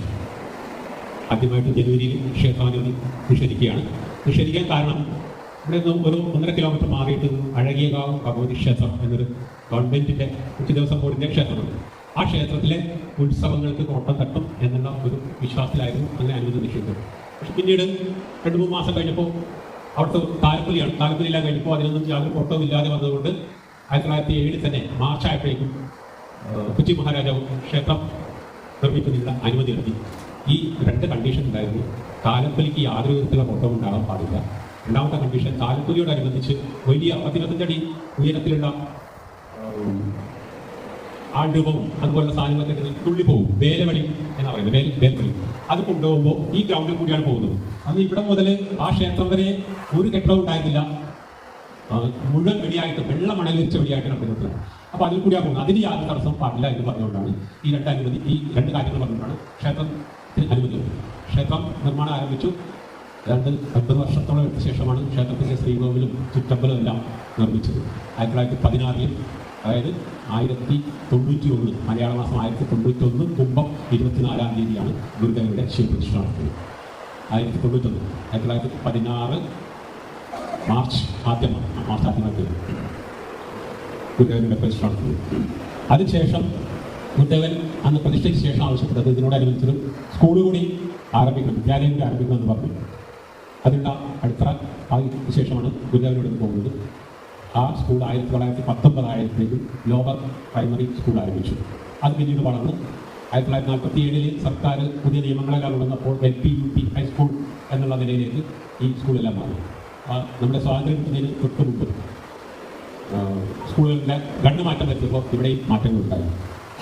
ഇതിനിടയ്ക്ക് 1917 തന്നെ സ്കൂളിൻ്റെ വളർച്ചയും മറ്റും കണ്ടപ്പോഴേക്കും നമുക്ക് 3 ഏക്കർ ഭൂമി കൊച്ചി മഹാരാജാവ് നൽകി. അതാണ് ഇപ്പോൾ നമ്മുടെ റോഡരിയിലുള്ള 3 ഏക്കർ ഭൂമി. പിന്നീട് നമുക്ക് സർക്കാർ വന്ന ശേഷം സർക്കാർ തന്നെ ഞങ്ങൾക്ക് പതിച്ചു തന്നു. 1969 ആയപ്പോഴേക്കും സ്കൂളിലെ വിദ്യാർത്ഥികളുടെ എണ്ണം 6000-ഓളം വിദ്യാർത്ഥികൾ, ഗേൾസും ബോയ്സും ഒക്കെ ആയിട്ട് 6000-ഓളം വിദ്യാർത്ഥികൾ പഠിക്കുന്ന ഒരു വിദ്യാലയം, വലിയൊരു വിദ്യാലയമായിരുന്നു. അപ്പോൾ ഒരു പ്രഥമാധ്യാപകൻ്റെ നേതൃത്വത്തിൽ അത് നടത്തുക ബുദ്ധിമുട്ടായതുകൊണ്ട് മാത്രം 2 ആക്കി തിരിച്ചു. ബോയ്സ് ഹൈസ്കൂളെന്നും ഗേൾസ് ഹൈസ്കൂളെന്നും ആക്കി 2 ആയിട്ടാണ് ഇപ്പോഴും 2 പ്രഥമാധ്യാപകരെ കീഴിലാണ് തുടങ്ങുന്നത്. ഇപ്പോൾ ഏതാണ്ട് 3000-ഓളം കുട്ടികളുണ്ട്. ഇതുകൂടാതെ ഇവിടെ ഈ കാണുന്ന സ്കൂൾ കൂടാതെ നമുക്ക് കളപ്പുറയിലൊരു 3 ഏക്കർ സ്ഥലമുണ്ട്. കളപ്പുറ എന്ന് പറയുന്നത് ഇവിടുന്ന് 2 കിലോമീറ്റർ പോയാൽ കടലായി, അറബിക്കടലായി. അതിന് കുറച്ച് പ്രമാണം ഒരു 1.5 കിലോമീറ്റർ പോയി കഴിഞ്ഞാൽ ഒരു സ്ഥലമുണ്ട് കളപ്പുറ എന്ന് പറയുന്നത്. അവിടെ CBSE നിലവാരത്തിലുള്ള 1 മുതൽ 10ാം ക്ലാസ് വരെയുള്ള ഒരു സെൻട്രൽ സ്കൂളുണ്ട്. CBSE സിലബസിൽ കൊടുക്കുന്നത് English medium, purely English medium. ഇതുകൂടാതെ കഴിഞ്ഞ ഒരു 10-15 വർഷങ്ങൾക്ക് മുമ്പാണ് ഞങ്ങൾ എടവനക്കാട് ഒരു സ്കൂൾ വരയ്ക്കുവാണ്. എടവനക്കാട് എന്ന് പറയുന്നത് നമ്മളിപ്പോൾ ഇവിടുന്ന് ചെറായി പോകുന്നുണ്ട്, ഹൈപ്പക്കരയിൽ നിന്ന് കോട്ടൂരിൽ ചെങ്കാറങ്ങായിട്ട് പോകുന്നത് അല്ലേ, പോകുമ്പോൾ കാണാൻ സാധിക്കും ഇടവനക്കാട് കഴിഞ്ഞ് അടുത്താണ് ചെറായി. ഈ ഇടവനക്കാട് ഒരു സ്കൂൾ വരയ്ക്കുവാണ്. KPMHS എന്നാണ് അതിൻ്റെ പേര്. അത് SDQA KPMHS എന്ന പേരിൽ ഇപ്പോൾ നിലവിൽ നടന്നു പോകുന്നു. അവിടുത്തെ പ്രത്യേകത എന്താണെന്ന് വെച്ചാൽ 5ാം ക്ലാസ് മുതലേ ഉള്ളൂ, 10ാം ക്ലാസ് വരെ ഉള്ളൂ. വൈപ്പിങ്ങരയിൽ ഏറ്റവും നല്ല വിദ്യാഭ്യാസ സ്ഥാപനത്തിലുള്ള അവാർഡ്, MLA-യുടെ അവാർഡ് എല്ലാ വർഷവും ലഭിച്ചിട്ടുണ്ട്. അതായത് 140 കുട്ടികളോളം 10ാം ക്ലാസ് പരീക്ഷ എഴുതിയിട്ടുണ്ടെങ്കിൽ 50% കുട്ടികൾക്കും ഫുൾ A+ ആണ് അവിടെ. അത്ര നല്ലവണ്ണം കോച്ചിങ് കൊടുക്കുന്ന ഒരു സ്കൂളാണ്. അതുകൊണ്ട് തന്നെ ഞങ്ങളുടെ എല്ലാം ശ്രദ്ധ ഇപ്പോൾ അധികവും അവിടെയാണ്. ഞങ്ങൾ വാങ്ങിക്കുമ്പോൾ അത് 1 ഏക്കർ ഭൂമിയിലുള്ള ഒരു സ്കൂളായിരുന്നു. അതിനുശേഷം ഞങ്ങളിപ്പോൾ 1.5 ഏക്കറോളം ഭൂമി അതുകൊണ്ട് അറ്റാച്ച് ചെയ്തു, അതിനോട് ചേർന്ന് വാങ്ങിച്ചു. സ്കൂളിൽ നല്ലൊരു ഫുട്ബോൾ ഗ്രൗണ്ടും നല്ല ഒരു 3 ബിൽഡിങ്ങുകൾ, 2 നിലയുള്ള 3 ബിൽഡിങ്ങുകളെല്ലാം കെട്ടി നല്ല നിലയിലാക്കിയിട്ടുണ്ട്. വളരെ നല്ല നിലയിൽ പ്രവർത്തിക്കുന്ന വൈപ്പിങ്ങര സ്കൂളാണ് ഇടവനക്കാട് KPMHS, SDQA KPMHS എന്നാണ് അറിയപ്പെടുന്നത്. ഇതാണ് 3 സ്ഥാപനങ്ങൾ സ്കൂൾ എന്നുള്ള ഞങ്ങൾക്ക്. പ്രവർത്തനങ്ങൾ. ഇവിടെ പടുത്തി ഈ ക്ഷേത്രം അല്ലെങ്കിൽ ഈ സ്കൂളിനോടനുബന്ധിച്ച് മൊത്തം 9 ഏക്കറോളം സ്ഥലമുണ്ട്. അത് പലപ്പോഴായിട്ട് വാങ്ങിയിട്ടുള്ള പല 10 സെൻറ്റ് 15 സെൻറ്റൊക്കെ പലപ്പോഴായി വാങ്ങിച്ചേർത്ത് കൂട്ടിച്ചേർത്തുള്ള എല്ലാം ഇതിലൂടെ അറ്റാച്ച് ചെയ്തിട്ടുണ്ടെങ്കിൽ സ്ഥലം ഉണ്ടെങ്കിൽ അത് കഴിയുന്നത്ര ഞങ്ങൾ തന്നെ വാങ്ങിക്കാനുള്ള സ്ഥലം. ഇതിൻ്റെ ഉത്സവത്തിൻ്റെ കാര്യങ്ങളെല്ലാം ദേവസ്വം മാനേജർ പറയും. ഈ ക്ഷേത്രത്തിനൊരു പ്രത്യേകത കൂടിയുണ്ട്. ക്ഷേത്രത്തിൽ രാവിലെ ഭഗവാനെ ഉണർത്തുന്നത് ജൗഷാൻ ബാബു എന്ന് പറയുന്ന ഒരു മുസ്ലിം പയ്യൻ രാവിലെ ഭഗവാനെ ഇവിടുത്തെ മേളപ്രമാണിയും അദ്ദേഹം തന്നെ ജൗഷാൻ ബാബു. എല്ലാ വർഷവും ഉത്സവത്തിന് ജൗഷാൻ ബാബുവിൻ്റെ നേതൃത്വത്തിലാണ് 100 പേരടങ്ങുന്ന ചെണ്ടമേളം അലങ്കാരിക്കും അദ്ദേഹമാണ് ജൗഷാൻ ബാബു, മുസ്ലിം പയ്യൻ. എന്നാൽ കണ്ടു കഴിഞ്ഞാൽ നമ്മളാരും പറയില്ല അദ്ദേഹം മുസ്ലിമാണ്. നമ്മളെ പല ചന്ദ്രപ്രിയെല്ലാം തന്നെയാണ്. ക്ഷേത്രത്തിലെ എന്തെല്ലാം മര്യാദകളുണ്ട് അതെല്ലാം കൃത്യമായിട്ട് പാലിക്കുന്നുണ്ട്. വളരെയധികം കുട്ടികളെ ചെണ്ടമേള പഠിപ്പിക്കുന്നുണ്ട്, സൗജന്യമായിട്ട് പഠിപ്പിക്കുന്നുണ്ട്, എല്ലാവരും പഠിക്കുന്നുണ്ട്. വളരെ നല്ല നിലയിൽ പഠിപ്പിക്കുന്നുണ്ട്. അദ്ദേഹം സംസ്കാര സൗകര്യം നമ്മൾ ഇവിടെ ഉണ്ടാകുന്നത്. ഇനിയിപ്പോൾ ഞാൻ ദേവസ്വം കൈമാറുകയാണ്. നിങ്ങൾ സഹകരിച്ച നിങ്ങൾക്ക് എല്ലാവർക്കും നന്ദി.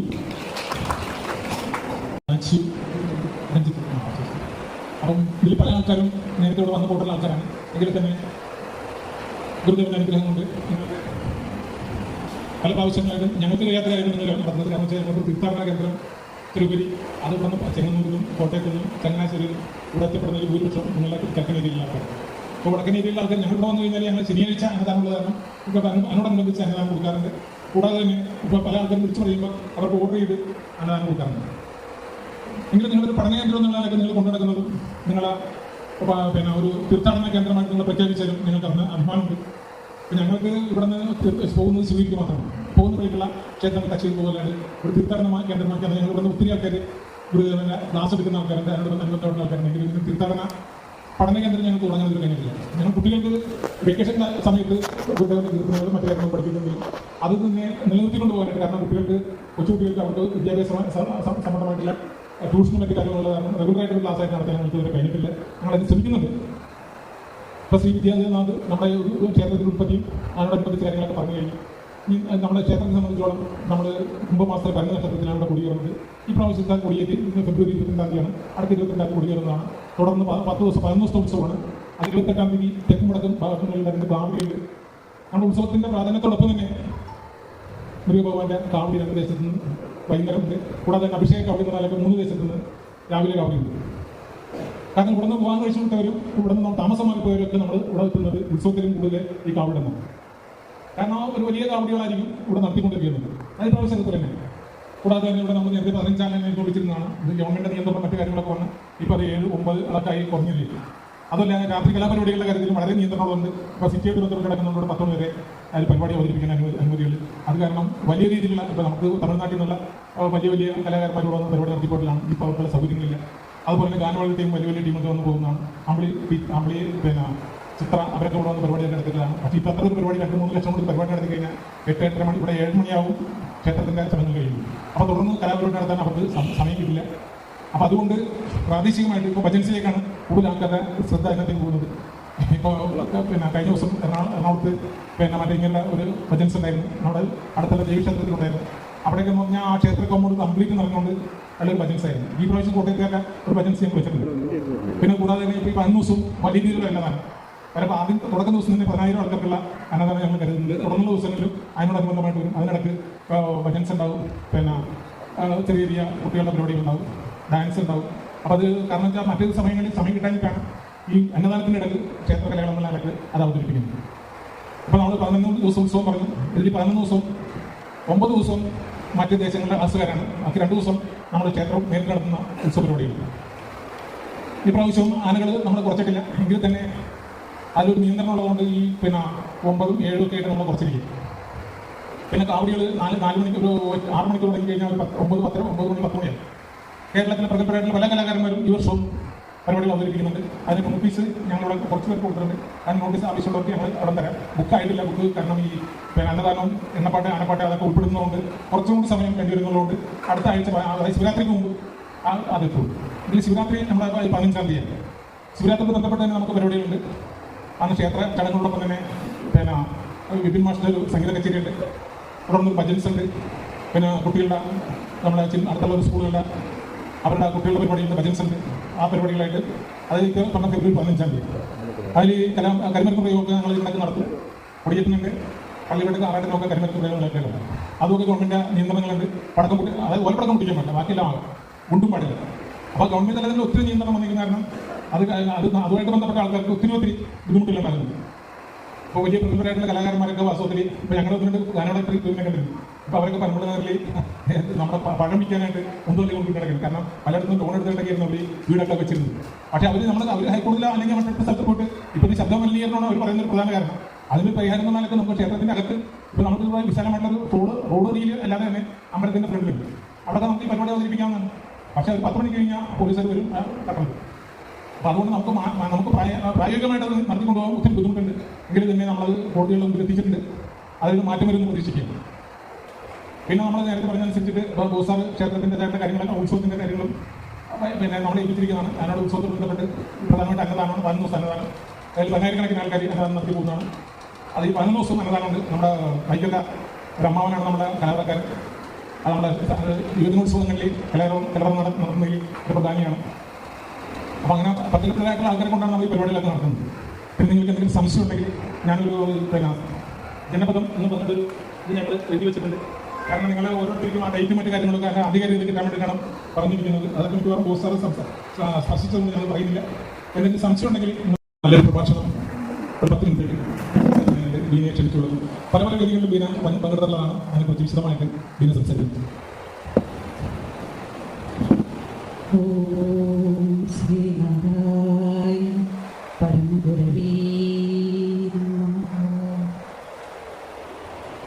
ഇവിടെ എത്തിയിട്ടുള്ള കോട്ടയത്ത് നിന്ന് എത്തിയിട്ടുള്ള എല്ലാ ആത്മമിത്രങ്ങൾക്കും എല്ലാവർക്കും എൻ്റെ സ്നേഹം പറയുന്നു. നമസ്കാരം. ഞാനിവിടെ വിളമ്പിയിട്ട് വാങ്ങിയിട്ട് പറഞ്ഞ് രണ്ടുപേർക്ക് പറയുന്നു. അതൊക്കെ ഞാൻ പറഞ്ഞു. നിങ്ങൾ കോട്ടയത്ത് നിന്നല്ലേ ആദ്യമായിട്ട് ഞാൻ നേരത്തെ വന്നത്. എവിടെ സ്ഥലത്താണ് കോട്ടയത്ത് നാടുണ്ട്. അവിടേക്ക് വന്നിട്ടുണ്ട്. ഞാൻ കോട്ടയത്ത് ഒരു 25 വർഷങ്ങൾക്ക് മുമ്പൊക്കെ അറിയാതെങ്കിലും മിക്ക സ്ഥലങ്ങളിലും ഞാൻ വന്നിട്ട് പ്രദർശനം നടത്തിയിട്ടുണ്ട്. അപ്പോൾ ഏതായാലും എനിക്ക് അവിടെ എല്ലാവരും പരിചയമുണ്ട്. കുറേ അടുത്തുള്ള യൂണിയൻ്റെ ഒരു കൗൺസിലർ ബിജു കുറേ സ്ഥലത്ത് വന്നിട്ടുണ്ട്. കുറേ സ്ഥലത്ത് വന്നു. നാളെടുത്ത് വന്നിട്ട് 25 വർഷങ്ങൾക്ക് മുമ്പാണ് നോക്കുക. അപ്പോൾ ഏതായാലും നിങ്ങൾ തീർത്ഥാടനത്തോടനുബന്ധിച്ചിട്ടല്ലേ ഈ ക്ഷേത്ര ദർശനത്തിന് വേണ്ടി തുടങ്ങുന്നു. അതായത് നന്നായി ഇങ്ങനെ ഒരു ക്ലാസ് നടത്തുന്നുണ്ട് അല്ലേ? ക്ലാസ്സിൻ്റെ നേതൃത്വത്തിലല്ല ഗുരുദേവക്കതിയുള്ള പഠിക്കുന്ന ക്ലാസ്സാണ്. അപ്പോൾ ക്ലാസ്സിനോടൊപ്പം ഇത് തീർത്ഥാടനം കൂടി നല്ലതായിരുന്നു. ഇന്നിപ്പോൾ പ്രഭാഷണം പറയാൻ ഞാൻ ഇത് 2 മണിക്കൂറൊക്കെ വേണം സംസാരിക്കുന്നത്. അതായത് നിങ്ങളിടയിൽ ഇപ്പോൾ വന്ന സ്ഥിതിക്ക് ഒരു കാര്യം മാത്രം ഞാൻ പറയുന്നു. ഏറ്റവും നമ്മളെല്ലാവരും കേട്ടിരിക്കുന്നത് വേറെ രൂപമാണ്. ഈ ലോകത്തെ ഏറ്റവും ശ്രേഷ്ഠമായ ദാനം ഏതെന്ന് ചോദിച്ചാൽ പറയും.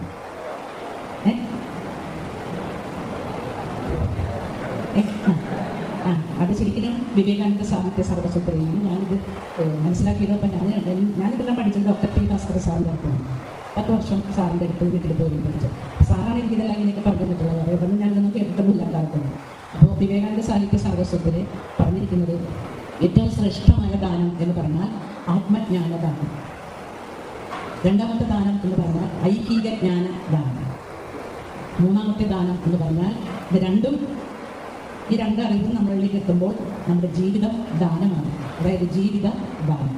4ാമത്തേതാണ് അന്നദാനം. നമ്മൾ പ്രത്യക്ഷം പോകുന്നത് 4ാമത്തേത് ലാസ്റ്റ് കേട്ടോ. നമ്മൾ കേട്ടത് അങ്ങനെയല്ലല്ലോ. ഇനി എനിക്കൊരു ചോദ്യം. ആത്മജ്ഞാനദാനമാണ് ശ്രേഷ്ഠമായ ദാനമെന്ന് പറഞ്ഞു.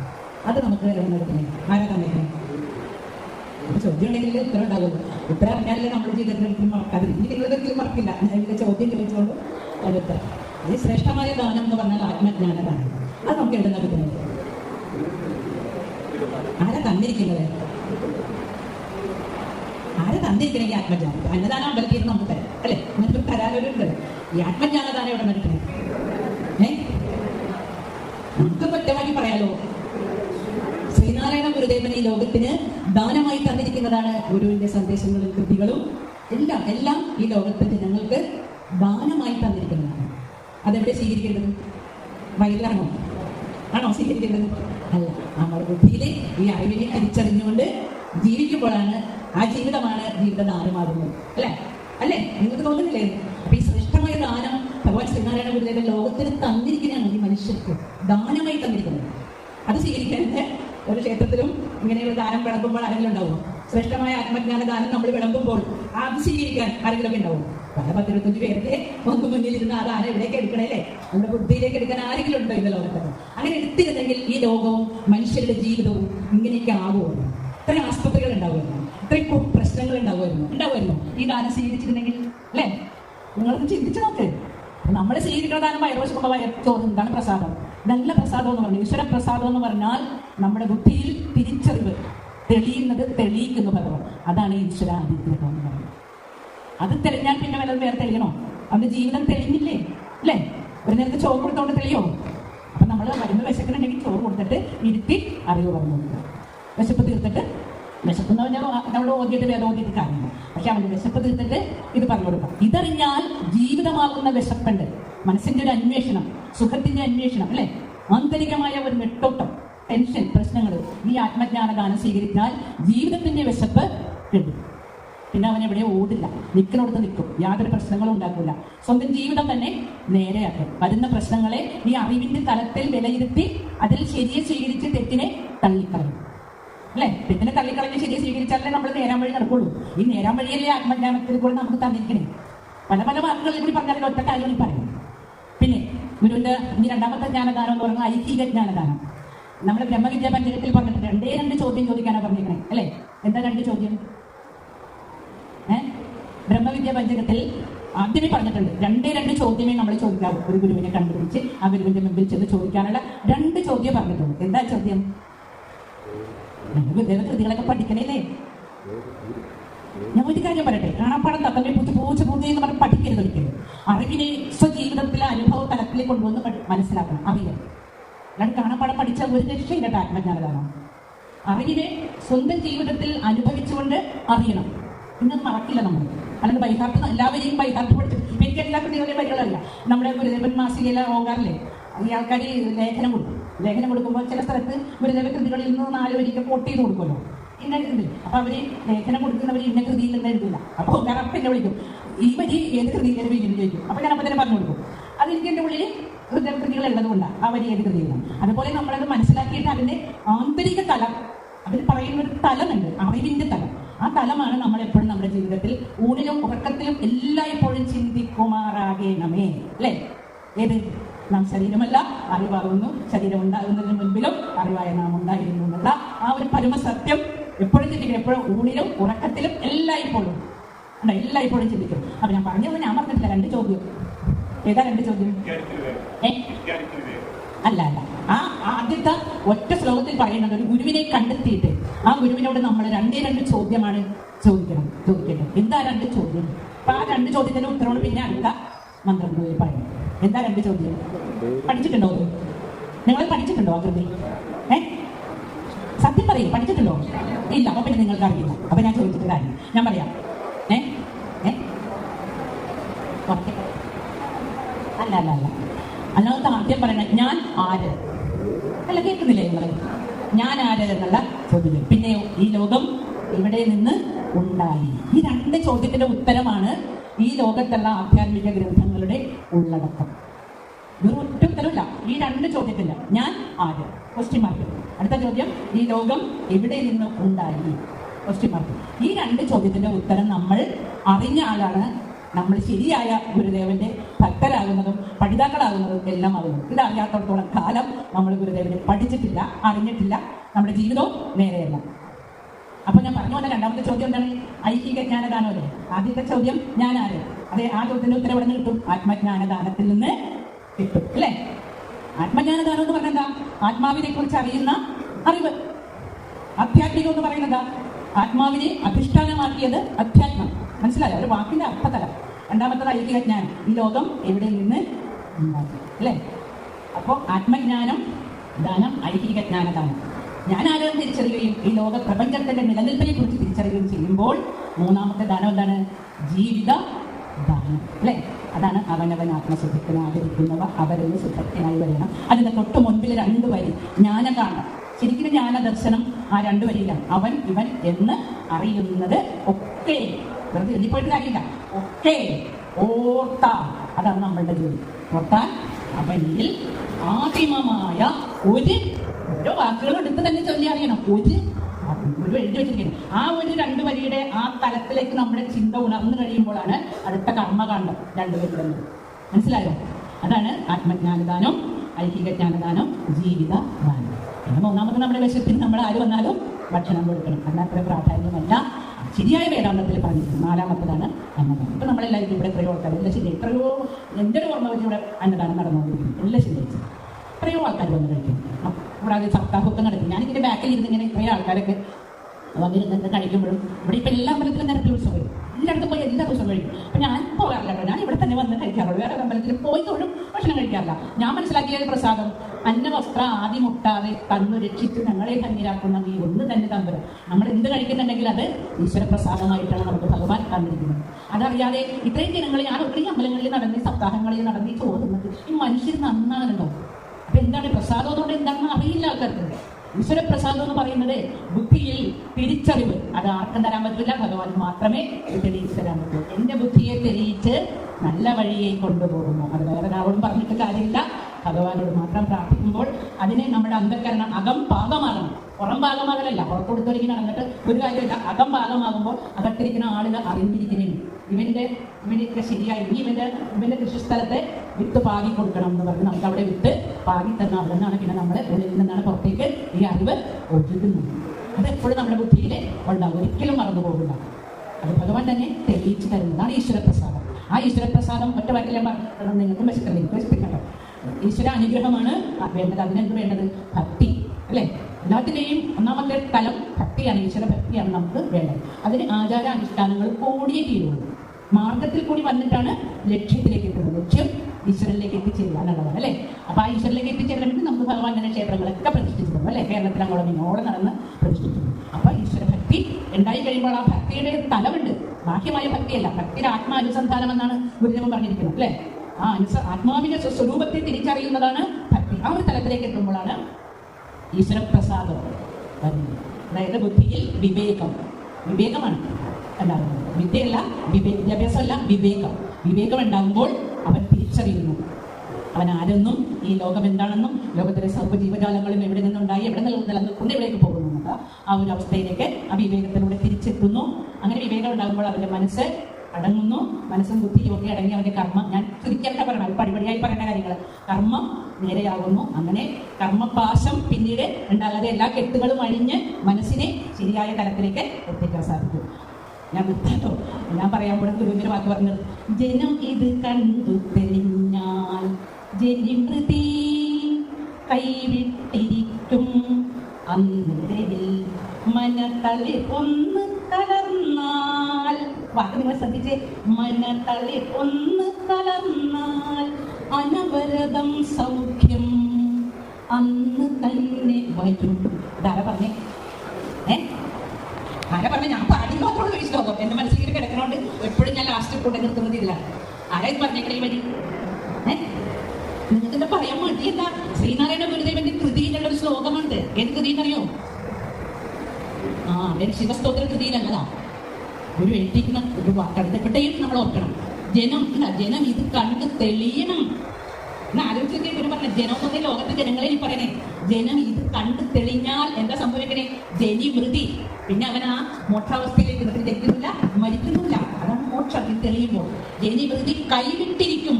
എന്താ ഗുരുവിന്റെ ഒരു വാക്കണ്ട, കൈവിട്ടിരിക്കും അന്നിലയിൽ, ആ നിലയിലെത്തിയാൽ. എന്നിട്ട് പറയണേ, മനതളിർ ഒന്ന് കലർന്നാൽ. കണ്ടോ, ഈ മനസ്സ് എവിടേക്കാ കലരേണ്ടേ? മനസ്സിനും അപ്പുറത്ത് നിൽക്കുന്ന സ്വസ്വരൂപമായ ആത്മസത്തയിലേക്ക് കലരണം. മനസ്സിന്റെ തലം വിട്ടിട്ട് ഞാൻ ആത്മാവാണ്, അറിവാണ് ഇത് തിരിച്ചറിയുന്ന അവസ്ഥയിലേക്ക് എത്തുമ്പോഴാണ് അനവരതം സൗഖ്യം. ആലോചിച്ചേക്ക്, അന്ന് തന്നെ വരും. ഗുരു പറഞ്ഞിരിക്കുന്ന ഇത് നിങ്ങളെ കേൾപ്പിക്കുന്നു മാത്രമേ. ശിവഗിരിയിൽ ഒരു ഇങ്ങനെ ക്ലാസ്സിൽ അറ്റൻഡ് ചെയ്തപ്പോൾ സച്ചിദാനന്ദ സ്വാമി ഈ വരിയെടുത്ത് ഇങ്ങനെ ചൊല്ലി. ആരോട് ചോദിച്ചിട്ട് പറയാൻ പറ്റില്ല ഏത് കൃതി എന്നാണ്. ഞങ്ങളുടെ ഉണ്ടായിരുന്നു പറഞ്ഞു എന്ന് പറഞ്ഞ പോലെ കൃതികൾ കാണാപ്പാടെ പഠിക്കില്ലല്ല. നമ്മളുടെ അന്തസത്ത ആശയത്തെ ഉള്ളിൽ പ്രതിഷ്ഠിക്കുക. ഏത് സമയം ഉള്ളിൽ നിന്ന് പുറത്തേക്ക് ഒഴുകും ആത്മസ്വരൂപ പരയുടെ പരാപശ്യത്തി മധ്യമ വൈഖരി. ഈ കേൾക്കുന്നത് വൈഖരിയാ. വൈഖരിയുടെ തുടക്കം പരയിൽ നിന്ന് ഒഴുകി വന്നിട്ടാണ് നിങ്ങളിത് വൈഖരിയായിട്ട് ഇപ്പൊ കേട്ടത്. അപ്പൊ എവിടെ എന്താകേണ്ടത്? ആ ഒരു തലത്തിലേക്ക് എത്തണം. നിങ്ങളുടെ പഠനമൊക്കെ അതിനെ സഹായിക്കട്ടെ എന്ന് മാത്രം പറഞ്ഞുകൊണ്ട് നിങ്ങളെയൊക്കെ കാണാൻ പറ്റിയത് അതിൽ സന്തോഷം. ഇത്രയും പുരുഷന്മാർ വന്നല്ലോ എവിടെയുണ്ടെങ്കിലും നിങ്ങളെ സ്ത്രീകളുടെ ഒരു വനിതാ സംഘത്തിന്റെ സമ്മേളനം പോലെയാണ് എവിടെ ചെന്നൊക്കെ കാണാറുള്ളത്. ഇത്രയും പുരുഷന്മാർ വന്നതിൽ സന്തോഷിക്കുന്നു. എല്ലാവർക്കും ഗുരുവിന്റെ അനുഗ്രഹം ഈശ്വര പ്രസാദ അറിവായി തരികട്ടെ എന്ന് മാത്രം പറഞ്ഞുകൊണ്ട് നിർത്തുന്നു. നിങ്ങൾ ഭക്ഷണം കഴിക്കുക. സെപ്റ്റംബർ 3 ആഴ്ച ഗുരുദേവൻ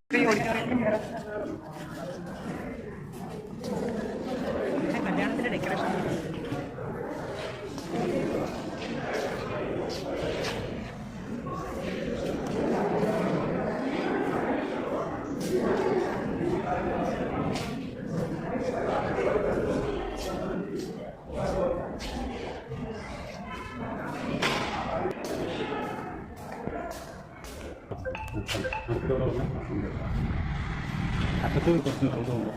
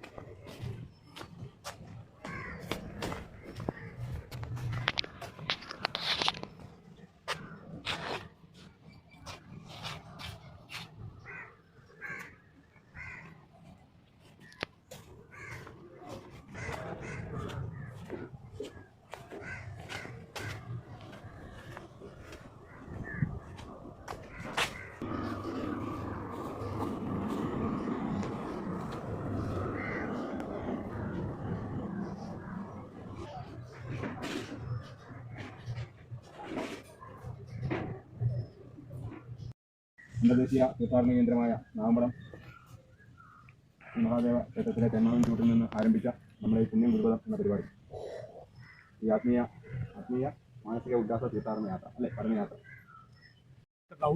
മന്ത്രിയും യുക്തിവാദിയും ശ്രീനാരായണ ഗുരുദേവന്റെ ഏറ്റവും അടുത്ത ശിഷ്യനും നമ്മുടെ ഗോശ്രീ പാലങ്ങളുടെ പരിജ്ഞാതവുമായ സഹോദരൻ അയ്യപ്പൻ ജനിച്ച വീടാണ് ഈ കാണുന്നത്.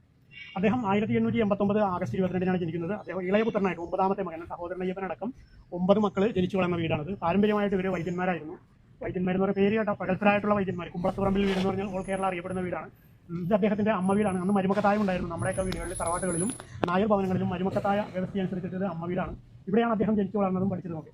തൊട്ടപ്പുറത്ത് കാണുന്ന മുറി സഹോദരൻ അയ്യപ്പന്റെ മൂത്ത ജ്യേഷ്ഠനായിരുന്ന അച്യുതൻ വൈദ്യർ. അദ്ദേഹം പേര് കേട്ട വൈദ്യനാണ്. 33 വയസ്സ് വരെ മാത്രമേ അദ്ദേഹത്തിന് ആയുസുണ്ടായിരുന്നുള്ളൂ. ആ വൈദ്യർ താമസിക്കുന്ന മഠവും അദ്ദേഹത്തിന്റെ ഡിസ്പെൻസറി കൂടിയാണ്. ഇവിടെയാണ് അദ്ദേഹം ചികിത്സ ഒക്കെ നടത്തിയിരുന്നത്. ശ്രീനാരായണ ഗുരുവും ചട്ടമ്പിസ്വാമികളും കുമാരനാശാനൊക്കെ പലവട്ടം ഇവിടെ വന്ന് വിശ്രമിച്ചിട്ടുണ്ട്. ശ്രീനാരായണ ഗുരുദേവൻ ചെറായിൽ വരുമ്പോഴൊക്കെ തന്നെ ഇവിടെയും തൊട്ടപ്പുറത്ത് ഒരു നെടിയാറ എന്ന് പറയുന്നൊരു വീടുണ്ട്, ഭവനം, അച്ഛൻബാവ. ആ അച്ഛൻബാവയുടെ ഭവനത്തിലും വരുമായിരുന്നു. അവിടുത്തെ വൈദ്യരുമായിട്ട് വലിയ അടുപ്പം അദ്ദേഹം പുലർത്തിയിരുന്നു. ഇങ്ങനെ ചെറായിൽ വരുമ്പോൾ 2-3 സ്ഥലങ്ങളിൽ മാത്രമേ ഗുരുദേവൻ വന്നിരുന്നുള്ളൂ. 1985 വരെ ഇവിടെ ആളുകൾ താമസിച്ചിരുന്നു. അദ്ദേഹത്തിന്റെ അടുത്തൊരു അവകാശങ്ങളിൽപ്പെട്ട ആളുകളാണ് ഇവിടെ താമസിച്ചിരുന്നത്. ഇവിടെ താമസിച്ചിരുന്ന ആളുകൾക്ക് ഇവിടെ താമസിച്ചിട്ട് ഒരു പുരോഗതിയൊന്നുമില്ല എന്ന് പറഞ്ഞിട്ട് ഇവിടെ നിന്ന് വിറ്റുപോകണം. അങ്ങനെ പത്രത്തിലൊക്കെ പരസ്യം ചെയ്തു. അന്നത്തെ കേരളത്തിൽ അറിയപ്പെടുന്ന സാമൂഹ്യ പരിഷ്കർത്താക്കൾ പത്രത്തിൽ ലേഖനങ്ങൾ എഴുതി. അന്നിവിടെ മന്ത്രിയായിരുന്ന ഇവിടുത്തെ PK വേലായുധൻ ഇവിടുത്തെ MLA ആയിരുന്നു. അദ്ദേഹം സർക്കാരിന്റെ ശ്രദ്ധയിൽ ഈ വിവരം ഉൾപ്പെടുത്തുകയും സർക്കാരിനെ കൊണ്ട് ഏറ്റെടുക്കുകയും ചെയ്തു. അങ്ങനെയാണ് ഈ ഭവനം സർക്കാരിന്റെ കീഴിൽ വരുന്നത്. കാലകാലങ്ങളായിട്ട് സർക്കാർ നിശ്ചയിക്കുന്ന കമ്മിറ്റി, ജസ്റ്റിസ് നരേന്ദ്രൻ അടക്കമുള്ള SNDP യോഗത്തിന്റെ നേതാക്കന്മാരായിട്ടുള്ള MK രാഹുൽ മക്കിൽ, KR വിജയൻ അങ്ങനെയുള്ള ആളുകളൊക്കെ ഈ സ്ഥാപനത്തിന്റെ ചെയർമാനായിട്ട് ഇരുന്നിട്ടുണ്ട്. സാനിമാഷ് അടക്കമുള്ള ആളുകൾ വരെ ഇതിന്റെ ചെയർമാനായിട്ട് ഇരുന്നിട്ടുണ്ട്. കൂടാതെ നമ്മുടെ വിജ്ഞാനവർദ്ധനി സഭയുടെ ഒരു സ്ഥിരം പ്രസിഡന്റ് കൂടിയായിരുന്നു സഹോദരൻ അയ്യപ്പൻ. ഒരിക്കൽ ചെറായിൽ നടത്തിയ ഈ സഹോദരത്തിന്റെ പേരിൽ, ആ കാണുന്ന ചിത്രമതി, ഈ പുലയന്മാരും ഒന്നിച്ച് ഭക്ഷണം കഴിച്ചു എന്നതിന്റെ പേരിൽ സഹോദരൻ അയ്യപ്പനെ വിജ്ഞാനവർദ്ധനി സഭയിൽ നിന്ന് പുറത്താക്കുകയും അദ്ദേഹത്തെ പുലയന അയ്യപ്പനെന്ന് വിശേഷിപ്പിക്കുകയും ചെയ്തു. ഈ സംഭവം ശ്രീനാരായണ ഗുരുവിന്റെ അടുത്തെത്തുകയും ഗുരുദേവൻ പറഞ്ഞു, അയ്യപ്പൻ ക്ഷമിക്കണം, ഇതൊരു വലിയ പ്രസ്ഥാനമായി മാറും, അതുകൊണ്ട് ഇത് തെറ്റാണെന്ന് പറയുകയും സഹോദരൻ അയ്യപ്പനെ വിജ്ഞാനവർദ്ധനി സഭ സ്വീകരിച്ച് രണ്ടാമത് അദ്ദേഹത്തെ അവിടെ തിരിച്ചെടുക്കുകയും ചെയ്തു എന്നുള്ളതൊരു മഹത്തായിട്ടുള്ള കാര്യമാണ്. പിന്നെ അദ്ദേഹം സഹോദരൻ അയ്യപ്പൻ നടത്തിയിട്ടുള്ള മിശ്രഭോജനം, ആ മിശ്രഭോജനം നടന്നത് ഇവിടെയല്ല, തൊട്ടപ്പുറത്ത് ഒരു 2 കിലോമീറ്റർ പോയി കഴിഞ്ഞാൽ തൊണ്ടിലപ്പറമ്പ് എന്ന് പറയുന്ന ഒരു സ്ഥലമുണ്ട്, മുനമ്പം റൂട്ടിൽ. അവിടെ ഒരു വിശാലമായ സ്ഥലം, അവിടെയാണ് അദ്ദേഹം മിശ്രഭോജനം നടത്തിയത്. ഈ മിശ്രഭോജന പ്രസ്ഥാനത്തിലൂടെയാണ് അദ്ദേഹം ശ്രദ്ധിക്കപ്പെടുന്നത്. അതിനുശേഷമാണ് അദ്ദേഹം വിവാഹം കഴിക്കുന്നത്. പേര് കേട്ട ഒരു അയ്യാക്കുട്ടി ജഡ്ജി ഉണ്ടായിരുന്നു, നിങ്ങൾക്കറിയാം, കൂട്ടഞ്ചേരിയിലുള്ള അയ്യാക്കുട്ടിയുടെ മകൾ പാർവതി അമ്മയെയാണ് അദ്ദേഹം വിവാഹം കഴിച്ചിരിക്കുന്നത്. ഈ പാർവതി അമ്മക്ക് 2 മക്കളാണ്, ഒരാണും ഒരു പെണ്ണും. അതിൽ ആൺമകൻ താമസിക്കുന്നത് നമ്മുടെ അയർലൻഡിലാണ്. അയർലൻഡിൽ അവിടെ ഒരു ലേഡി ഡോക്ടറെ വിവാഹം കഴിച്ചവിടെ താമസിക്കുകയാണ്. മകള് രവിപുരത്താണ് താമസിക്കുന്നത്. പേരുകേട്ട കുടുംബമായിട്ടുള്ള ഒരു പേര് CK രാമേന്ദ്രൻ വൈദ്യർ, ചിങ്ങനകത്ത് ഫാമിലി. അവിടെ നിന്നാണ് അദ്ദേഹം മകളെ വിവാഹം കഴിച്ചിരിക്കുന്നത് അവിടെയാണ്. അങ്ങനെ ഇവർ മരിക്കുന്നതിന് ഒരു 4 വർഷം മുമ്പ് 2 പേരും ഇവിടെ വന്നിരുന്നു. അയർലൻഡിൽ നിന്ന് മകനും എറണാകുളത്ത് നിന്ന് മകളും ഇവിടെ വന്നിരുന്നു. വന്ന് കണ്ട് ഇഷ്ടപ്പെട്ട് സന്തോഷത്തോടുകൂടിയാണ് പോയത്. അതിൻ്റെ ഡീറ്റെയിൽസ് ഞാൻ എന്തെങ്കിലും അറിയണമെന്നുണ്ടെങ്കിൽ ചോദിച്ചു.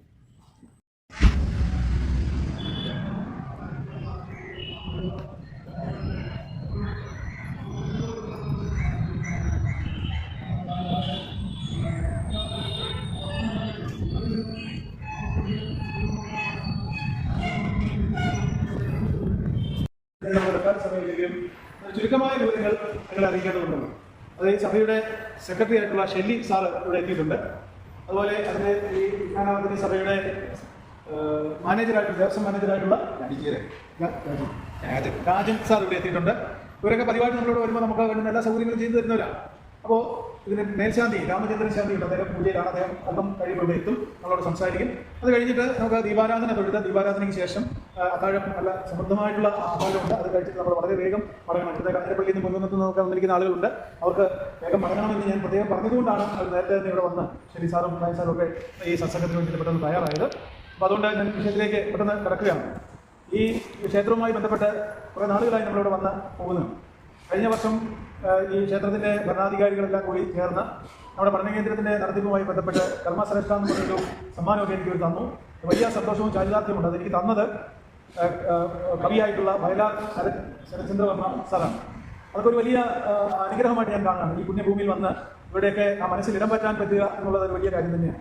അപ്പോൾ ഇവിടെ വന്ന് ഭഗവാന്റെ ആ നാമം മറ്റു പലരിലേക്കും എത്തിക്കുവാനായിട്ട് നമ്മൾ നടത്തുന്ന പരിശ്രമം അവർ മനസ്സിലാക്കിയിട്ട് ചെയ്തതാണ്. ഇത്രത്തോളം മഹത്തരമായിട്ടുള്ളൊരു പുണ്യഭൂമിയാണെന്ന് നമ്മൾ ഓരോരുത്തരും വായിച്ചറിഞ്ഞിട്ടുണ്ട്. ഇപ്പോൾ നിങ്ങൾ അനുഭവത്തിലൂടെ നേരിട്ട് അറിയാൻ പോവുകയാണ്.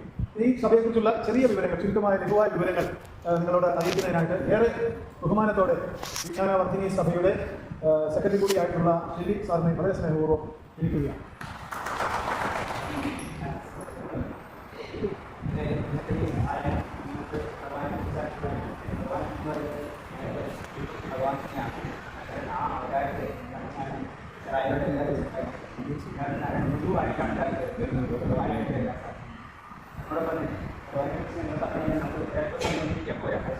ഒത്തിരി കാര്യങ്ങൾ ഭഗവാനെ കുറിച്ച് പഠിക്കുന്നവരാണ്.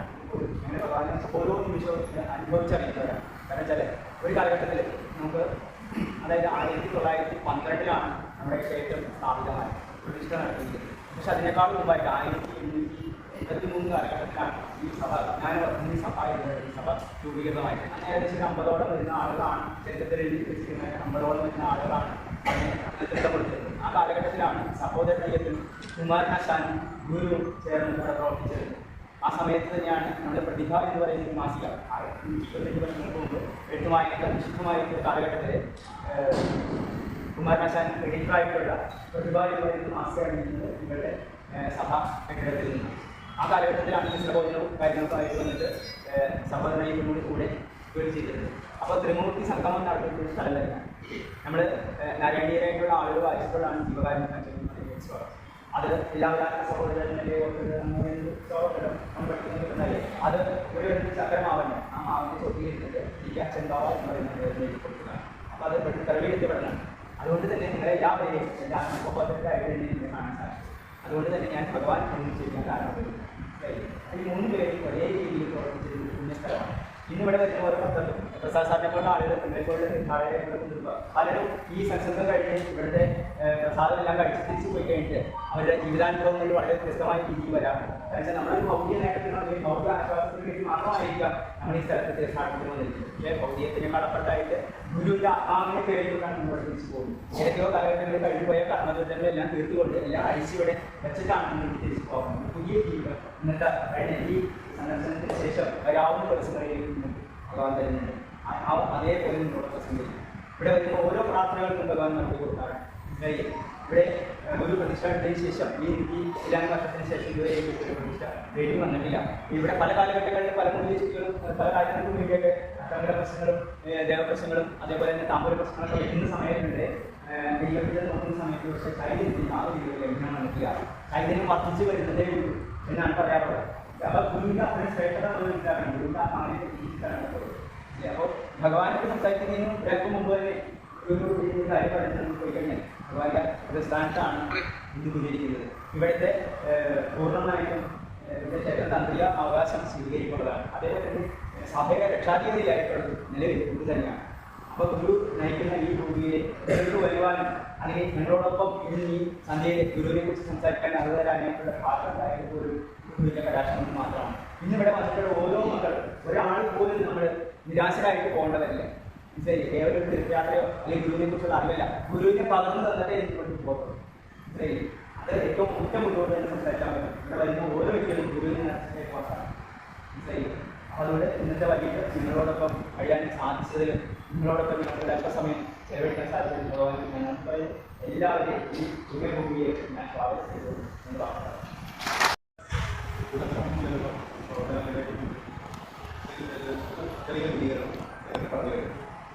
എല്ലാ വർഷം 1963 ഈ സഭ രൂപീകരിച്ചു.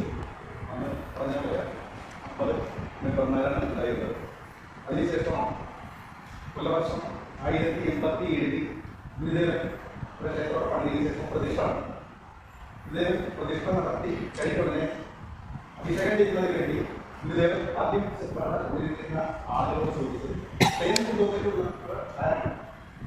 ചോദിച്ചാൽ തേനാണ് ആവശ്യപ്പെട്ടത്. ആ തേൻ വാങ്ങിച്ചാണ് അദ്ദേഹത്തെ അഭിഷേകം നടത്തി. അപ്പൊ നമുക്കറിയാം തേൻ കൊണ്ട് അഭിഷേകം ചെയ്യാനുള്ള പ്രോസസ് എന്താണ്? അനേകായിരം ഈച്ചകൾ ശേഖരിച്ചു കൊണ്ടുവരുന്ന ഒരു അമൃതാണ് തേൻ. അതുകൊണ്ടാണ് ഒരു സാഹോദര്യത്തിന്റെ ഒരു ഐക്യത ഉണ്ടാക്കുന്നതിന് വേണ്ടിയാണ് ഈ തേൻ കൊണ്ട് അഭിഷേകം നടത്തിയത്. അതുപോലെ ഈ ക്ഷേത്രങ്ങൾ പണിത് അതിനുശേഷം വിദ്യാഭ്യാസ സ്ഥാപനങ്ങളാണ് മുഖ്യമായിട്ട് വേണ്ടത്. ഇപ്പൊ തന്നെ ഇവിടെ ഇതിന്റെ വാർഷിക യോഗം എന്ന് പറയുന്നത് 108ാമത്തെ വാർഷികം. എന്നിട്ട് ഒരു സ്കൂള് എൽ.പി. സ്കൂൾ നിലവിലായിട്ട് 108 വർഷം, ഒരു 108 വർഷം പഴക്കമുള്ള ഒരു സ്കൂള് പെട്ടെന്ന് നമുക്ക് കാണാൻ സാധിക്കുകയും അവിടെ ഒരു കാലപ്പഴക്കം ഉണ്ട് ഈ സ്കൂളുകളിൽ. അതുപോലെ തന്നെ ഈ എൽ.പി. സ്കൂള് ഇവിടെ തുടങ്ങിയത് പോലെ തന്നെ എന്താണ് വടക്കുവശം ഇവിടെ നിന്ന് 1/2 കിലോമീറ്റർ അപ്പുറം നമുക്ക് ഒരു എൽ.പി. സ്കൂളും ഒരു യു.പി. സ്കൂളും ഒരു ഹൈസ്കൂളും നിലവിലുണ്ട്. ആ സ്കൂളുകൾ അതുപോലെ ഇവിടെ അതിനുശേഷം ഹയർ സെക്കൻഡറി ഇങ്ങനെ 2 എൽ.പി. സ്കൂളും ഒരു യു.പി. ഹൈസ്കൂൾ ഒരു ഹൈസ്കൂൾ വിദ്യാഭ്യാസ സ്ഥാപനങ്ങൾ നമുക്ക് നിലവിലുണ്ട്. ഇതിൻ്റെയെല്ലാം പ്രവർത്തനം ഈ നിയന്ത്രണത്തിലാണ്, ഈ മാനേജ്മെന്റിന്റെ നിയന്ത്രണത്തിലാണ് നടത്തിയതോടുകൂടി. അപ്പൊ അതിൻ്റെയെല്ലാം കഴിഞ്ഞ പരിപാടികളെല്ലാം നിർവഹിക്കുന്നത് മാനേജ്മെന്റിൽ ഉൾപ്പെട്ടുകൊണ്ടാണ്. അതുപോലെ ഇപ്പോൾ ഒരു 112 വർഷം പഴക്കമാണ് ഈ ക്ഷേത്രത്തിന്റെ ശ്രീകോവിലിന്റെ പുനരുദ്ധാരണം നടത്തുകയും ശ്രീകോവിലിന്റെ മുകളിൽ കുറെ പട്ടികമായിട്ടുള്ള തീർത്ഥത വന്ന് നിർമ്മിച്ച അവസ്ഥയിൽ വന്നു. അതുപോലെ തീർത്ഥങ്ങൾ അതും വളരെ മോശമായി അത്രയും വർഷത്തിന് ശേഷം ജലനിർത്തിയിരുന്നു. അപ്പൊ അതിന്റെ പ്രവർത്തനം അക്കാദമിന്റെ പണി കഴിഞ്ഞു ഭാഗത്ത് കയറി കഴിഞ്ഞാൽ കണ്ടിട്ടുണ്ടാവും ചെയ്യുന്നത്. അത് വിശ്വത്തിന്റെ മുമ്പായിട്ടാണ് നമ്മൾ ഉദ്ഘാടനമായിട്ട് തുറന്നത്. അതുപോലെ ഇപ്പൊ ക്ഷേത്രത്തിന്റെ മുകളിൽ പട്ടികയൊക്കെ മാറ്റി അതിന് തേക്കടയിൽ അത് ചെയ്യുന്നതാണ് കൂടുതലല്ല. അപ്പൊ ആ തേക്ക് തന്നെ ഒരു മരം നിലവിലുണ്ടെങ്കിൽ ആ മരം തന്നെ ഈ മരക്കാരാണ് അതിന്റെ പണി കഴിഞ്ഞിട്ട് വേണം ഇതിന്റെ പോയത്.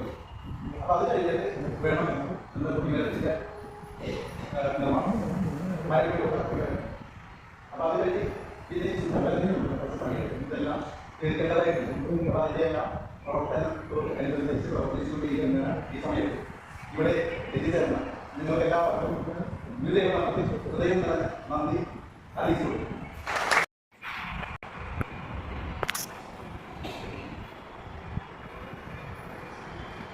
നമ്മൾ ധ്യാനത്തിൻ്റെ ഒരു ആദ്യ സെഷൻ മാത്രമേ ഇപ്പോൾ ചെയ്തിട്ടുള്ളൂ. സമയത്തിൻ്റെ പരിമിതി കൊണ്ട് അവിടെ ദീപാരാധനയുടെ പ്രൈമറി കാര്യങ്ങൾ പ്രിലിമിനറി കാര്യങ്ങളൊക്കെ ചെയ്തു തുടങ്ങി. നമ്മളെല്ലാവരും ചേർന്ന്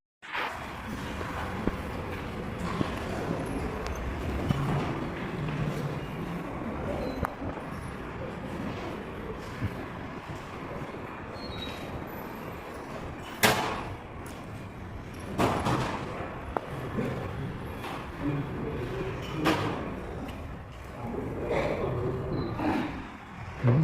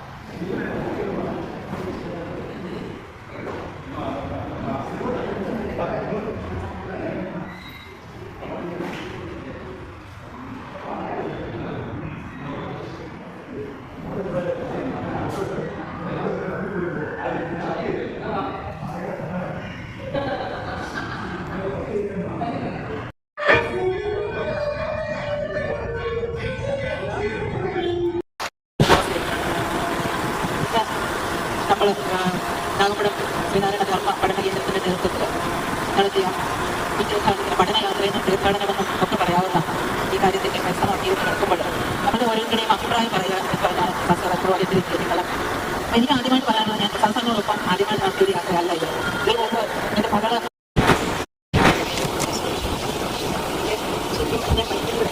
സംസാരിക്കാന്നുള്ളത് വളരെ ബുദ്ധിമുട്ടുള്ള കാര്യമാണ്. ഞാൻ വ്യക്തിഗതമായി സംസാരിക്കാൻ സംസാരിക്കാൻ എനിക്ക് വളരെ ബുദ്ധിമുട്ടാണ്. രാവിലെയാണെങ്കിൽ ഒരു കുട്ടി എല്ലാം വന്നത് ഞാനാകെ ഒരുപാട് വലിയ ബുദ്ധിമുട്ടാണ്. ഞാൻ ചെറുപ്പത്തിൽ ഒരു സന്ദർശനത്തിൽ കേൾക്കുമ്പോൾ ഇതൊക്കെ എൻ്റെ സൗണ്ട് ശരിയല്ല എന്ന് തോന്നിയൊരു ഓട്ടോയിൽ കയറിക്കുന്നതാണ് പഠിക്കാനുള്ള അങ്ങനെയുള്ള ആഗ്രഹം കൊണ്ടാണ് വളരെ ചെറുപ്പം മുതൽ ശാഖ നോക്കുന്നത്. അച്ഛനും അമ്മയും ശാഖയാണ് നല്ല ശാഖയാണ് പറഞ്ഞത്. അപ്പോൾ ഇതിൽ തന്നെ നമുക്കിങ്ങനെ ഇതിനെക്കുറിച്ച് കൂടുതൽ അറിയാനോ പഠിക്കാനോ ഉള്ള കാര്യങ്ങളൊന്നും ഉണ്ടായിട്ടില്ല. ആദ്യകാലങ്ങളിൽ നമ്മൾ വളരെ കാസർഗോഡാണ്. ഞങ്ങളുടെ 60 വരെ അറിയാവുന്നത്. പക്ഷേ എല്ലാവർക്കും നമസ്കാരം. നമ്മളുടെ ഈ പഠനയാത്ര വളരെ ഗംഭീരമായി തന്നെ എല്ലാ അർത്ഥത്തിലും ഗംഭീരമായി തന്നെ നടന്നു. അതിന് നമുക്ക് മൃഗങ്ങളോട് ഒരുപാട് നന്ദി അർപ്പിക്കാം. ഒപ്പം നമ്മൾ ഈ ഇതിലേക്ക് സംഘടിപ്പിച്ച ഇതിലെ ചുക്കാൻ പിടിച്ച എസ്പെഷ്യലി സാറ് മറ്റ് സംഘടനകളോടുള്ള ഉള്ള ഒരു അനുഭവിക്കുകയും നന്ദിയും രേഖപ്പെടുത്തുന്നു. നന്ദി എന്ന് പറയുമ്പോൾ ആശാമൂടെ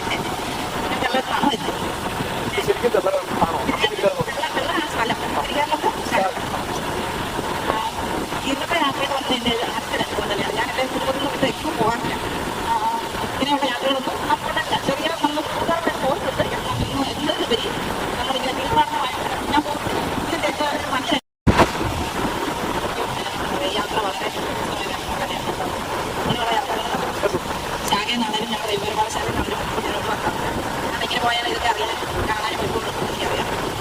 ശാഖ ഇങ്ങനെയൊന്നും ക്ഷേത്രങ്ങൾ വഴി നോക്കാനും ഇതിനൊന്നും ഒരു ഉത്സാഹം കാര്യം കാണിച്ചിട്ടുണ്ട്. ഞാനിപ്പോൾ അവരോട് പറയാറുണ്ട്. അപ്പോൾ ഇങ്ങനെയുള്ള ദിവസങ്ങൾ ഞാൻ മാക്സിമം പ്രയോജനപ്പെടുന്നുണ്ട്.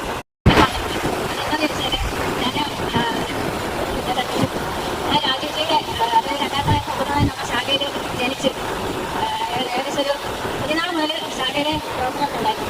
അതിനുശേഷം 14 വയസ്സോടുകൂടി കൊല്ലം പോയി. പക്ഷേ കൊല്ലം എന്നിട്ട് ഇന്ന് വരെ എന്ന് പറഞ്ഞാൽ ഭഗവാൻ അറിയാനുള്ള ഒരു അവസരം ഉണ്ടായിട്ടില്ല. പിന്നെ അതിനുശേഷം ഞാൻ അവരുടെ ശാഖയിൽ എത്തിയ ശേഷം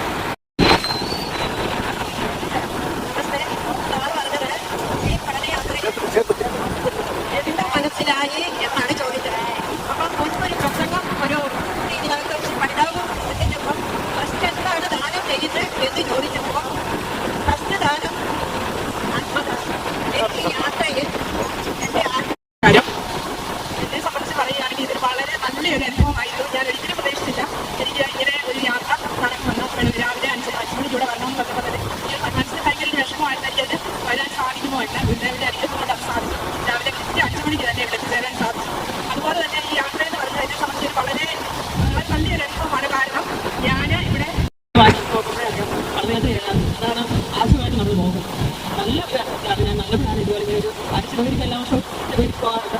പ്രശ്നമായി അടുപ്പിച്ച് പോകുന്നു. പക്ഷേ ഇതുപോലെ നമ്മളിങ്ങനെ പഠന ക്ലാസ്സിൽ പോകുന്നത് ആദ്യമായിട്ടാണ്. സാറിന് വേണ്ടി സാറ് ഓരോരുത്തർ ഓരോ സീറ്റ് അറേഞ്ച് ചെയ്ത് അത് സാറിന് എന്തുമാത്രം നമ്മളെ നോക്കിയിട്ടാണ് പല ഘട്ടയാത്രയിലും തീർത്ഥയാത്രയിലും പോയിട്ടുണ്ടെങ്കിലും ഇത് വ്യത്യസ്തമായ ഒരു അനുഭവമായിരുന്നു. എല്ലാം കൊണ്ട് നല്ല കിട്ടുന്ന നല്ലൊരു യാത്രയായിരുന്നു. എനിക്ക് യാത്ര വളരെ നന്നായി പോകാനായിരുന്നു.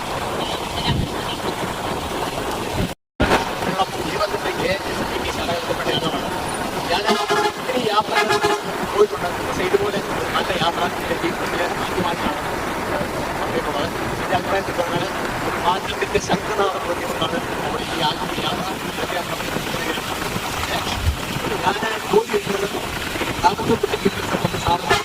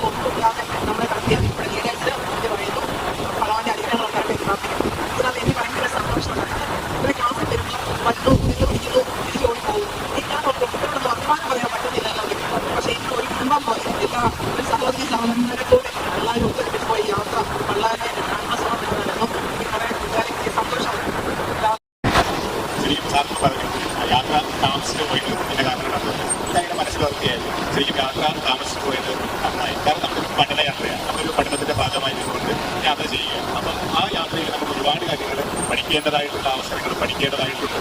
ഞാൻ ഈ യാത്രയെ നോക്കി വിശകലനം ചെയ്യുമ്പോൾ ഞാൻ പറയുന്ന വ്യക്തിക്ക് ഒരു പഠിതാവിന് കിട്ടിയ ഒരുപാട് അനുഭവങ്ങൾ, ഒരുപാട് തിരിച്ചറിവുകൾ സാംശീകരിക്കാൻ എനിക്ക് കഴിയും. അതുകൊണ്ട് തന്നെ ഈ യാത്രയുടെ ഭാഗമാകാൻ കഴിഞ്ഞതിൽ ഒരു സൗഭാഗ്യമായിട്ടാണ് ഞാനത് കണക്കാക്കുന്നത്. എന്തൊക്കെയാണോ പറയാൻ ഉദ്ദേശിച്ചത് അതെല്ലാം എന്റെ ചേട്ടൻ പറഞ്ഞു. എനിക്ക് പറയാൻ ഒന്നുമില്ല. ശരിക്കും ഞാൻ വീട്ടിൽ നിന്ന് ഇറങ്ങിയപ്പോൾ പറഞ്ഞായിരുന്നു, ചേട്ടാ സീറ്റ് അറേഞ്ച്മെന്റ് ചെയ്തിരിക്കുന്ന രീതി കണ്ടു, ഓരോരുത്തർക്കും പേര് സഹിതം ഇന്ന സീറ്റിലിരിക്കണമെന്ന് പറഞ്ഞു. ഞങ്ങൾ യാത്രകളെ ഒത്തിരി പോയിട്ടുണ്ട്. ആരും ഇങ്ങനെ പറഞ്ഞിട്ടില്ല. ഒരാൾക്ക് സൗകര്യം ഇല്ലെങ്കിൽ ഒരു എവിടെയെങ്കിലും ഇറങ്ങിയിട്ട് വരുമ്പോൾ ആളുകൾ വരും, മറ്റേ ആൾക്ക് സീറ്റ് കയറി. അതൊരു പ്രശ്നമാണ്. ഞാൻ ചേട്ടനോട് പറഞ്ഞു, ഇനി നമുക്ക് ഇങ്ങനെ ഒരു യാത്ര വെക്കുമ്പോൾ തീർച്ചയായും സീറ്റ് നമുക്ക് വരുന്നത് ഓരോരുത്തരുടെ പേര് സഹിതം വെക്കണമെന്ന് പറഞ്ഞു. അത് ചേട്ടൻ രാത്രി അധികമായി പറഞ്ഞു.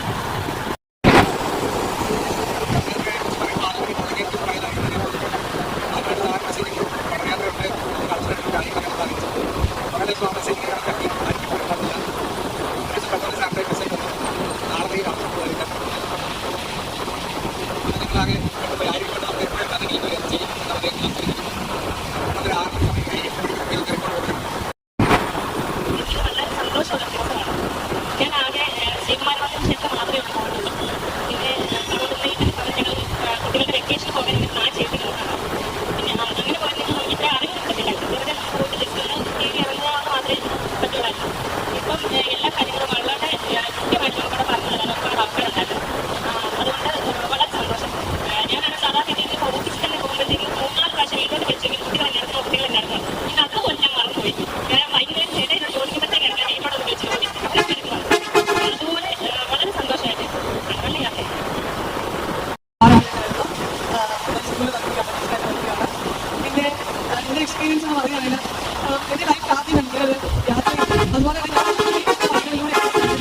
എന്നുള്ളതാണ്. അതായത് ക്ഷേത്രങ്ങളിൽ പോകാം, അതുപോലെ തന്നെ ഒരുമിച്ച് ദാനം ചെയ്യിക്കുക, അതുപോലെ തന്നെ ധ്യാനം, എല്ലാത്തിനും എഫക്റ്റായിട്ടുള്ള സമയത്ത് ധ്യാനം. ഇതൊക്കെ ഞാൻ ആഗ്രഹിക്കുന്ന ഏറ്റവും അധികം ലൈഫ് ആഗ്രഹിക്കുന്ന മെറ്റലാണ്. ആ വഴികളിലൂടെ സഞ്ചരിക്കാൻ ഞാൻ ഇങ്ങനെ നിൽക്കാൻ പറ്റുന്നത് തന്നെ ഭഗവാന്റെ ഒരു അനുഗ്രഹം കൊണ്ട് മാത്രമല്ല, ഹൃദയത്തിൽ കൊണ്ട് പറയുകയാണ്. ഈ സമയത്ത് അനുഗ്രഹം മാത്രമല്ല ഞാൻ തുറന്നു പറയുകയാണ്. പക്ഷേ ഇന്നലെ കാണുമ്പോൾ എനിക്ക് വളരെ സുഖമില്ല എന്ന് പറഞ്ഞാൽ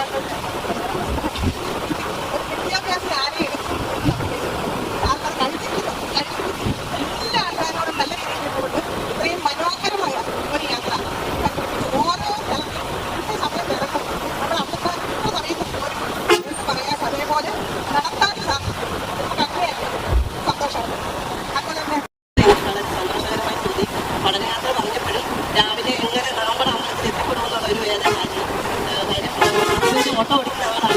കാർ ഓടിച്ചുകൊണ്ട് പോകും. പക്ഷേ വെളുപ്പിനൊക്കെ എയർപോർട്ടിലൊക്കെ ഓട്ടോ വിടാനായിട്ട് കാണത്തില്ല.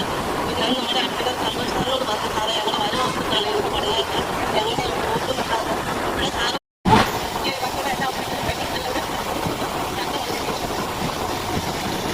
എൻ്റെ പേര് ഷാജി മസൂദാണ്. കമ്മിറ്റിയുടെ സെക്രട്ടറിയാണ്. ഞാൻ ആദ്യമായി ഭഗവാനോട് തന്നെ നന്ദി പറയുന്നു. നാരായണൻ അപ്പ പഠന ക്ലാസ്സിൽ അതിൻ്റെ ആദ്യമായിട്ടൊരു അംഗമായി ചേരാൻ അവസരം തന്നെ ഭഗവാനോട് പറഞ്ഞുകൊണ്ട് ആദ്യം തന്നെ നന്ദി പറയുന്നു. അതുകൊണ്ട് തന്നെ എനിക്ക് ഈ ഒരു പഠന ക്ലാസ്സിൽ വരാനും ഇതിനകത്ത് അംഗമാകാനും സാധിച്ചത്, ഇങ്ങനെ ഒരു യാത്രയിൽ പങ്കെടുക്കാൻ സാധിച്ചത് എനിക്ക് ഞാൻ ഒത്തിരിയേറെ യാത്രകൾ ചെയ്തിട്ടുണ്ട്. മൂന്നാമത്തെ ബാച്ചിലാണ് ഈ ക്ലാസ്സിൽ ചേരുന്നത്. ഈ ക്ലാസ്സിൽ ചേർന്ന വഴി എൻ്റെ ജീവിതം മാറി മറിയുകയാണ്. ഒരു പുതിയ അനുഭവം, അതായത് പുതിയ മനുഷ്യനായി മാറി എന്ന് പറയുന്നതായിരിക്കും ശരി. ക്ലാസ്സിൻ്റെ ഏറ്റവും വലിയ ഹൈലൈറ്റ് എന്ന് പറഞ്ഞാൽ എൻ്റെ ഈ പഠനയാത്രയാണ്. പഠനയാത്രയ്ക്ക് പോകാൻ വേണ്ടിയിട്ടാണ് ഞാൻ ക്ലാസ്സിൽ ചേരുന്നത്. ഇപ്പം പറഞ്ഞാൽ ഞാനിപ്പോൾ കൺവീനറാണ്. എനിക്ക് പറഞ്ഞാൽ അതിനെക്കുറിച്ച് ഞാൻ പറഞ്ഞ ശേഷം എനിക്ക് മുന്നേ ഏതാണ്ട് 140 പേരൊക്കെ ആ മുമ്പേക്ക് ഉണ്ടായിരുന്നു. ഞാൻ പറഞ്ഞ ശേഷം ഏതാണ്ട് 40 പേരായി നടക്കാൻ സാധിക്കും.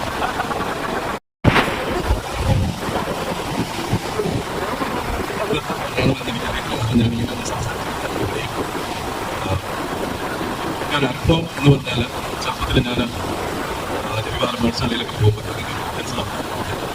അദ്ദേഹം കുമാരനാശാന്റെ കൃതികളൊക്കെ ചന്ദ്രമേറിയ ഭൂമിയിലും ശബളഭമാശലത്തിലും ആ കവിത നന്നായിട്ട് പഠിപ്പിക്കുക. ഇന്ന് ഗൗരീശ്വരം ആ ഓഫീസിലെ സെക്രട്ടറി കുമാരനാശാന്റെ പ്രതിഭാ മാസികയിൽ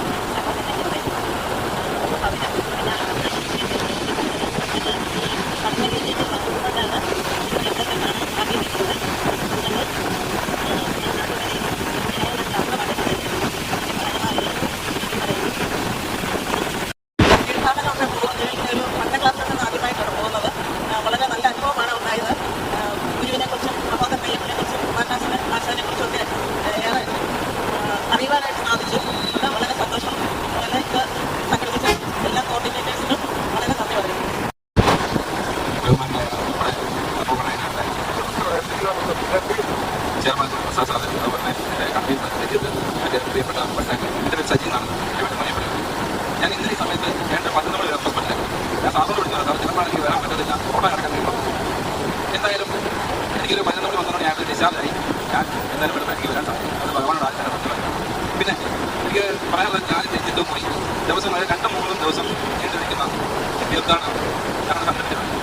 പക്ഷേ എങ്കിലും നമുക്ക് ഇത്ര നല്ലത് ഇതിൻ്റെ പുറകിൽ നല്ല റിസ്ക് ഉണ്ട്. 2 മണി 100 പേരെ കൊണ്ടുപോകാൻ തന്നെ ചെറിയ റിസ്ക് നമ്മൾ അനുഭവിച്ചിട്ടുള്ളതാണ് ഞാൻ പറഞ്ഞത്. നമ്മൾ കറക്റ്റ് സമയം പാലിച്ച് കൃത്യമായിട്ട് നമ്മൾ കൈ കഴിക്കുന്ന ഭക്ഷണം അതിന് ഏറ്റവും വലിയ കാര്യം. കാരണം നമുക്ക് നമ്മളതിനെ പല ആൾക്കാർ നമ്മൾ പരാതി പറഞ്ഞു, നമ്മൾ ഇതിന് വേറെ ഭക്ഷണം കാണും, ചിലപ്പോൾ നമ്മൾ ഉണ്ടാക്കേണ്ട ദിവസങ്ങൾ നിന്നിട്ട് നമ്മൾ ഉണ്ടാക്കേണ്ടത്. അപ്പോൾ അങ്ങനെയൊക്കെയുള്ള സംഘടന ഞങ്ങൾ പോയിട്ടുണ്ട്. അതുകൊണ്ട് ഇതിൻ്റെ എന്തെങ്കിലും അനുഭവം എന്താണെന്ന് ചോദിച്ചാൽ, ഈ പലതവണ നമ്മുടെ ഈ അമ്പലങ്ങളിൽ മത്സരങ്ങളിലും നമ്മുടെ ഏകദേശ ക്ഷേത്രത്തിലാണെങ്കിലും നമ്മൾ പോയിട്ടുണ്ടെങ്കിലും എനിക്ക് സഹോദരനെ സ്ഥാപനത്തിൽ ഉണ്ടായ അനുഭവം എനിക്ക് ഇതുവരെയായിട്ട് പോകാൻ പറ്റില്ലല്ലോ എന്ന് നമ്മൾ ഇപ്പോൾ സൂചിക്കുന്നത്. അത് നമ്മൾ പലവട്ടം ആ വാദങ്ങളെ അങ്ങോട്ടും ഇങ്ങോട്ടും പെട്ടു ഞാൻ. പിന്നെ അതുപോലെ തന്നെ വ്യത്യസ്തമായ കാര്യം വെച്ചാൽ നമുക്ക് സത്സംഗത്തിൽ നമുക്ക് കൃത്യമായിട്ട് സത്സംഗം നടത്തുകയും അതിനകത്ത് ചരിത്രങ്ങൾ ഒരു അമ്പലത്തിലുള്ള ചരിത്രങ്ങൾ എന്താണെന്ന് നമ്മൾ കൃത്യമായിട്ട് ഈ പഠിതാക്കൾക്ക് കൃത്യമായിട്ട് നമുക്ക് സാറിനടക്കം പറഞ്ഞുകൊടുക്കുന്നത്. അതാണ് ഏറ്റവും വലിയ കാര്യം. പിന്നെ എനിക്കൊരു അപേക്ഷ എന്താണെന്ന് ചോദിച്ചാൽ, ഇത് ഇങ്ങനെ ഒരു ദിവസം വെക്കാതെ മുദ്രോളി അടക്കമുള്ള ക്ഷേത്രങ്ങൾ നമുക്ക് കോഴിക്കോട് ശ്രീകണ്ഠേശ്വരം കണ്ണൂർ പ്രദേശം അടക്കമുള്ള ക്ഷേത്രങ്ങൾ നമുക്ക് എല്ലാവരും നമ്മൾ സന്ദർശിക്കണം. അതിന് അതുകൊണ്ട് പറയുന്നവരുണ്ടാവണം എന്ന് മാത്രം പറഞ്ഞത്. അത് ഈ എനിക്കൊരു അനുഭവം തന്നെയാണ് ഈ പറഞ്ഞത്. ഞങ്ങളൊക്കെ എന്നുള്ള സംഘാടകരായിട്ടാണ് ഞങ്ങൾ നമുക്ക് കൂടുതൽ ആസ്വദിക്കാൻ പറ്റും. പക്ഷേ ഇങ്ങനെയൊക്കെയുള്ള സംഭവങ്ങളാണ് നമുക്ക് കൂടുതൽ ആസ്വദിക്കാൻ പറ്റുന്നത്. എല്ലാവരും ഇതിലൊക്കെ സംഘാടകർ എല്ലാവർക്കും നന്ദി പറഞ്ഞു. നമസ്കാരം.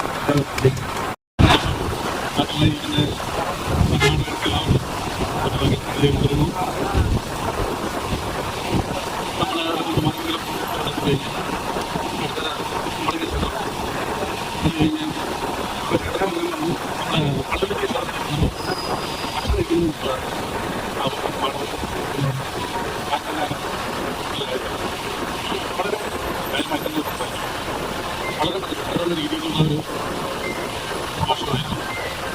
നമ്മുടെ ജീവിതത്തിൽ നമ്മുടെ സമീപനം പാലിച്ച് വേണം നമ്മുടെ ഓരോ ജീവിതവും എടുത്തിയാക്കുന്നത്. വളരെ സന്തോഷമായിട്ട് ജീവിക്കുന്ന, വളരെ സൗകര്യപ്പെട്ട് മുമ്പോട്ട് പോകേണ്ട ഒരു ജീവിത രീതിയാണ് അതുപോലെ ആ പ്രഭാഷണം നടത്തിയ ആണ് വളരെ സൗമ്യമായി നിന്നുകൊണ്ട് ആ ചരിത്ര അറിവ് കഴിഞ്ഞിട്ടുണ്ട് എന്നുള്ള ഇതൊന്നുമില്ലാതെ നമ്മളോട് അത്രയും കാര്യങ്ങൾ നന്നായി പറഞ്ഞു. ആ യാത്രയിൽ ഇത്രയും നല്ല ഈ യാത്ര ക്രമീകരിച്ച എല്ലാവർക്കും അതിനുവേണ്ടി എൻ്റെ പേര് മനോജ്, ഞാൻ തിരിക്കാട് സാഗയുടെ ഒരു പ്രിയ പ്രവർത്തകനാണ്. എന്നെ സംബന്ധിച്ച് പറയുകയാണെങ്കിൽ വളരെ സന്തോഷകരമായൊരു പഠനയാത്രയായിരുന്നു അത്. അത് ചെറുപ്പകാലം മുതലേ സാഗയുടെ പ്രവർത്തനമായി തീർത്ഥാടനങ്ങളും അതുപോലെ ടൂറുകളും പഠന ക്ലാസ്സുകൾ പുറത്തുണ്ടെങ്കിലും ഇനി സാഗയുടെ പ്രവർത്തനത്തിൽ പഠന ക്ലാസ്സൊക്കെ കൊണ്ടുപോകാൻ വേണ്ടി ഒരു മാതൃകാപരമായ ഒരു കാഴ്ചപ്പാട് അല്ലെങ്കിൽ ഒരു അറിവെനിക്ക് പഠന ക്ലാസ്സിൽ നിന്ന് കിട്ടി. അതുപോലെ പഠന ക്ലാസ്സുകൾ സാറിൻ്റെ അഭിപ്രായങ്ങൾ ഞാൻ സ്വീകരിച്ചിട്ടുണ്ട്. എൻ്റെ സാഗയുടെ പ്രവർത്തനത്തിൽ ഒരു നല്ല പങ്ക് സാർ എനിക്ക് തന്നിട്ടുണ്ട്. അത് ഈ അവസരത്തിൽ എനിക്ക് പറയാതിരിക്കാൻ പറ്റത്തില്ല. എങ്കിലും ഞാനിന്ന് ഈ യാത്രയിൽ പങ്കെടുത്തതിൽ മാനമംഗലം ക്ഷേത്രത്തിൽ മായാമാളം ക്ഷണിച്ചിട്ട് സംഘടന കണ്ടിട്ടുണ്ട്. അല്ലാതെ വേറെ ക്ഷേത്രങ്ങളൊന്നും ഞാൻ എല്ലാ ക്ഷേത്രങ്ങളൊന്നും വന്നിട്ടില്ലായിരുന്നു. ഈ തീർത്ഥാടനം ഈ പഠനയാത്ര അവസാനിക്കാൻ എനിക്ക് തോന്നുന്നത് നമ്മളിന്ന് ഏതാനും പുണ്യസ്ഥലങ്ങൾ കണ്ടപ്പോൾ എത്രയോ സ്ഥലങ്ങൾ നമ്മൾ കാണാനും അതിനെക്കുറിച്ച് പരിചയപ്പെടാനും അല്ലെ അറിവുകൾ നേടാനും കിടക്കുന്നു.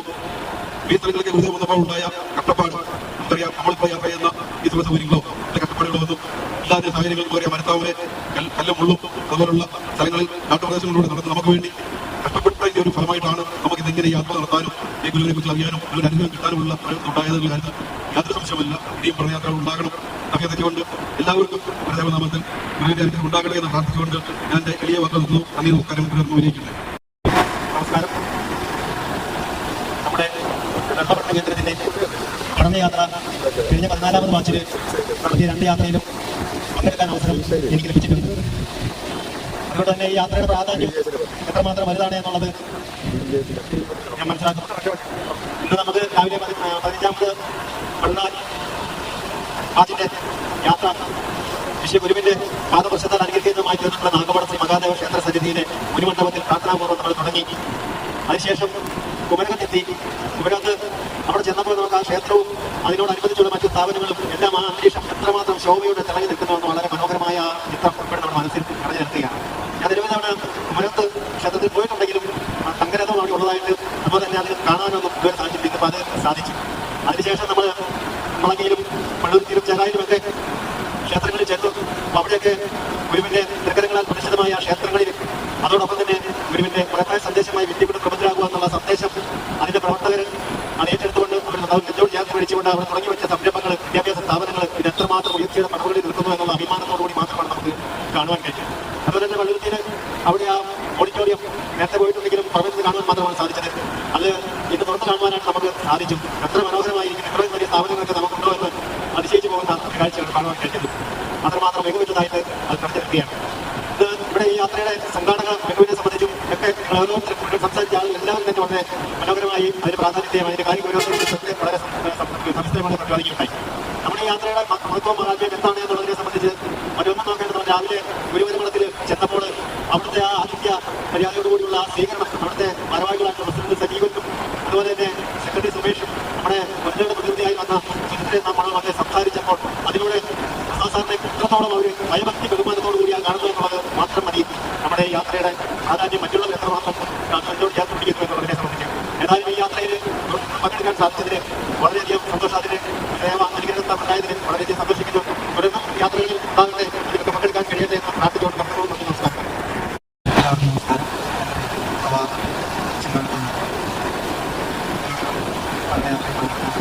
വളരെ സന്തോഷം. അതുപോലെ പോയ സ്ഥലങ്ങളെല്ലാം തന്നെ പോയ സ്ഥലങ്ങളിൽ ഷറായി സവർണായി മറ്റേ ചിമ്മട്ടോ ആനമടം ഇവിടെയുള്ള അത്തരം സ്ഥലങ്ങളെല്ലാം പോയിട്ടുണ്ട്. പറയാനൊക്കെ സാധിച്ചിട്ടുള്ളതാണ്.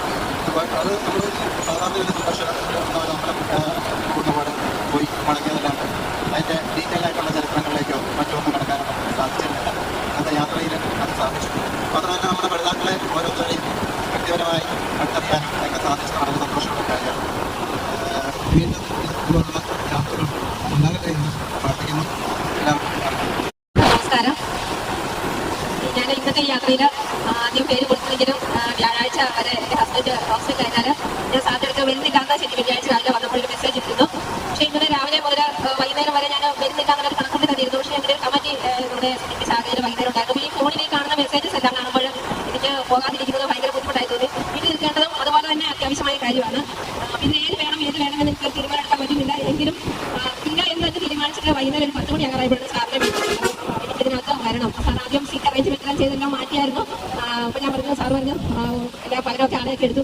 ഇനി ഇല്ല എന്ന് സാർക്ക് പോരാൻ താല്പര്യമായിട്ട് പോരാൻ. അങ്ങനെയാണ് ലാസ്റ്റ് ഒരു 10 മണിയായിട്ടാണ് വീണ്ടും വരണമെന്ന് തീരുമാനിച്ചത്. അപ്പോൾ അതിൻ്റെ കാരണം നമ്മളൊരു കാര്യത്തിൽ ഏർപ്പെട്ടാൽ എനിക്ക് അങ്ങനെ ഒരു തീരുമാനമുണ്ട്. എൻ്റെ നമ്മൾ ഏർപ്പെടുന്ന ക്ലാസ്സുകളാണെങ്കിലും അത് മുടങ്ങാതെ പൂർണ്ണമായും അതിന് പങ്കെടുത്ത് പോയെങ്കിലേ ഉള്ളൂ നമുക്ക് അതിൻ്റെ റിസൾട്ട് കിട്ടുകയുള്ളൂ. അപ്പോൾ ഈ ഒരു യാത്ര വന്നില്ലെങ്കിൽ നമ്മൾ ഇതിനെക്കുറിച്ച് എത്ര കേട്ടാലും നമ്മുടെ ഉള്ളിൽ നിൽക്കത്തില്ല. അപ്പോൾ നമ്മൾ പോയി കണ്ട് കേട്ട് അറിഞ്ഞു കഴിയുമ്പോൾ അത് നമുക്ക് എന്നേക്കുമുള്ള ഒരു അറിവായിട്ട് മാറും.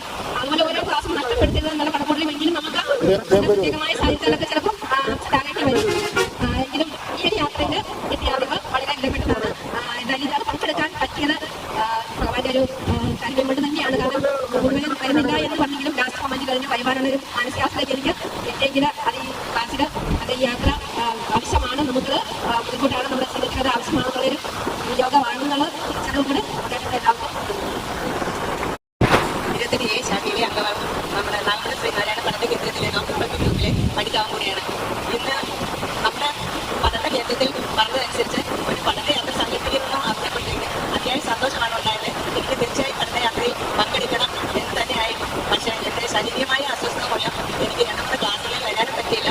അതുകൊണ്ട് ഈ പഠനയാത്രയിലെ കാര്യങ്ങൾ ഞാൻ രാജീവ് സാറിൻ്റെ അടുക്കൽ പറഞ്ഞു, സാറ് എനിക്ക് പോകണമെന്നുണ്ട്, പ്രസാദ് സാറിനൊക്കെ പറയണം. അപ്പോഴത്തേക്ക് ഇങ്ങനെ പറഞ്ഞപ്പോഴത്തേക്ക് പറഞ്ഞു എല്ലാം ക്ലോസ് ചെയ്തു. അപ്പോൾ ഇത് കേട്ടപ്പോൾ എനിക്ക് ഭയങ്കര സങ്കടമായി പോയി. പിന്നെ എന്ത് ചെയ്യാൻ എനിക്ക് വരാനും പറ്റുന്നില്ല. അപ്പോഴത്തേക്ക്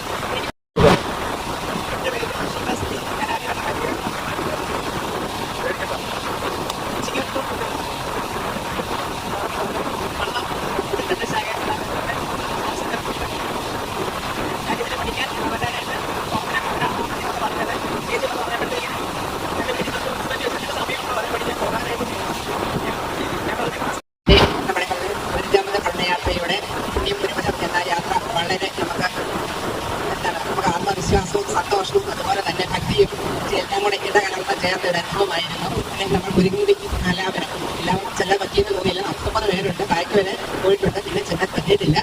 ഇല്ല, സജ്ജാട്ടൊന്നും ചെല്ലിയിട്ടില്ല. മനോജേട്ടൊക്കെ കൈകൊണ്ട് കാണിക്കേണ്ട, അവരാരും ചെല്ലിയിട്ടില്ല. എങ്കിലും നമ്മളെ കൃതികൾ സന്ധ്യ ടീച്ചർ 1 മണി തൊട്ട് പഠിപ്പിക്കുന്നത്. വിനായകത്തൊക്കെ എത്ര ഭംഗിയിൽ പഠിപ്പിച്ചതാണ്. എല്ലാവരും തെറ്റാണ് ചെല്ലുന്നത് ഇല്ലേ? എല്ലാവരും തെറ്റില്ല കേട്ടോ. വിനായകത്തൊക്കെ നമുക്ക് ചെല്ലാൻ അറിയത്തില്ല. സന്ധ്യ ടീച്ചർ ഓരോ ബന്ധങ്ങളും പ്രത്യേകം നമ്മുടെ പ്രാർത്ഥനാ പുസ്തകത്തിൽ മാർക്ക് ചെയ്ത് പഠിപ്പിച്ചതാണ്. പക്ഷേ അതെല്ലാം തെറ്റിച്ച് ചെല്ലും. ഭയങ്കര സങ്കടം തോന്നി. കാരണം എന്താ വെച്ചാൽ ഇത് നമ്മുടെ അമ്പലത്തിലും കുടുംബത്തിലൊക്കെ ചെല്ലുന്നല്ല, കഥയത്തിലൊക്കെ ചെല്ലുമ്പോൾ അവർ നമ്മളെ ശ്രദ്ധിച്ചിരിക്കും. നമ്മൾ പഠിക്കുന്നതല്ലേ. നമ്മളിങ്ങനെ SNDPയുടെ കാര്യത്തിലൊക്കെ യൂണിറ്റിലൊക്കെ എപ്പോഴും വരുമ്പോൾ അവരുടെ വിചാരം നമുക്കെല്ലാം നന്നായിട്ട് അറിയാമെന്ന് പറഞ്ഞാൽ അവർ നമ്മളെ നിർത്തിയിരിക്കും.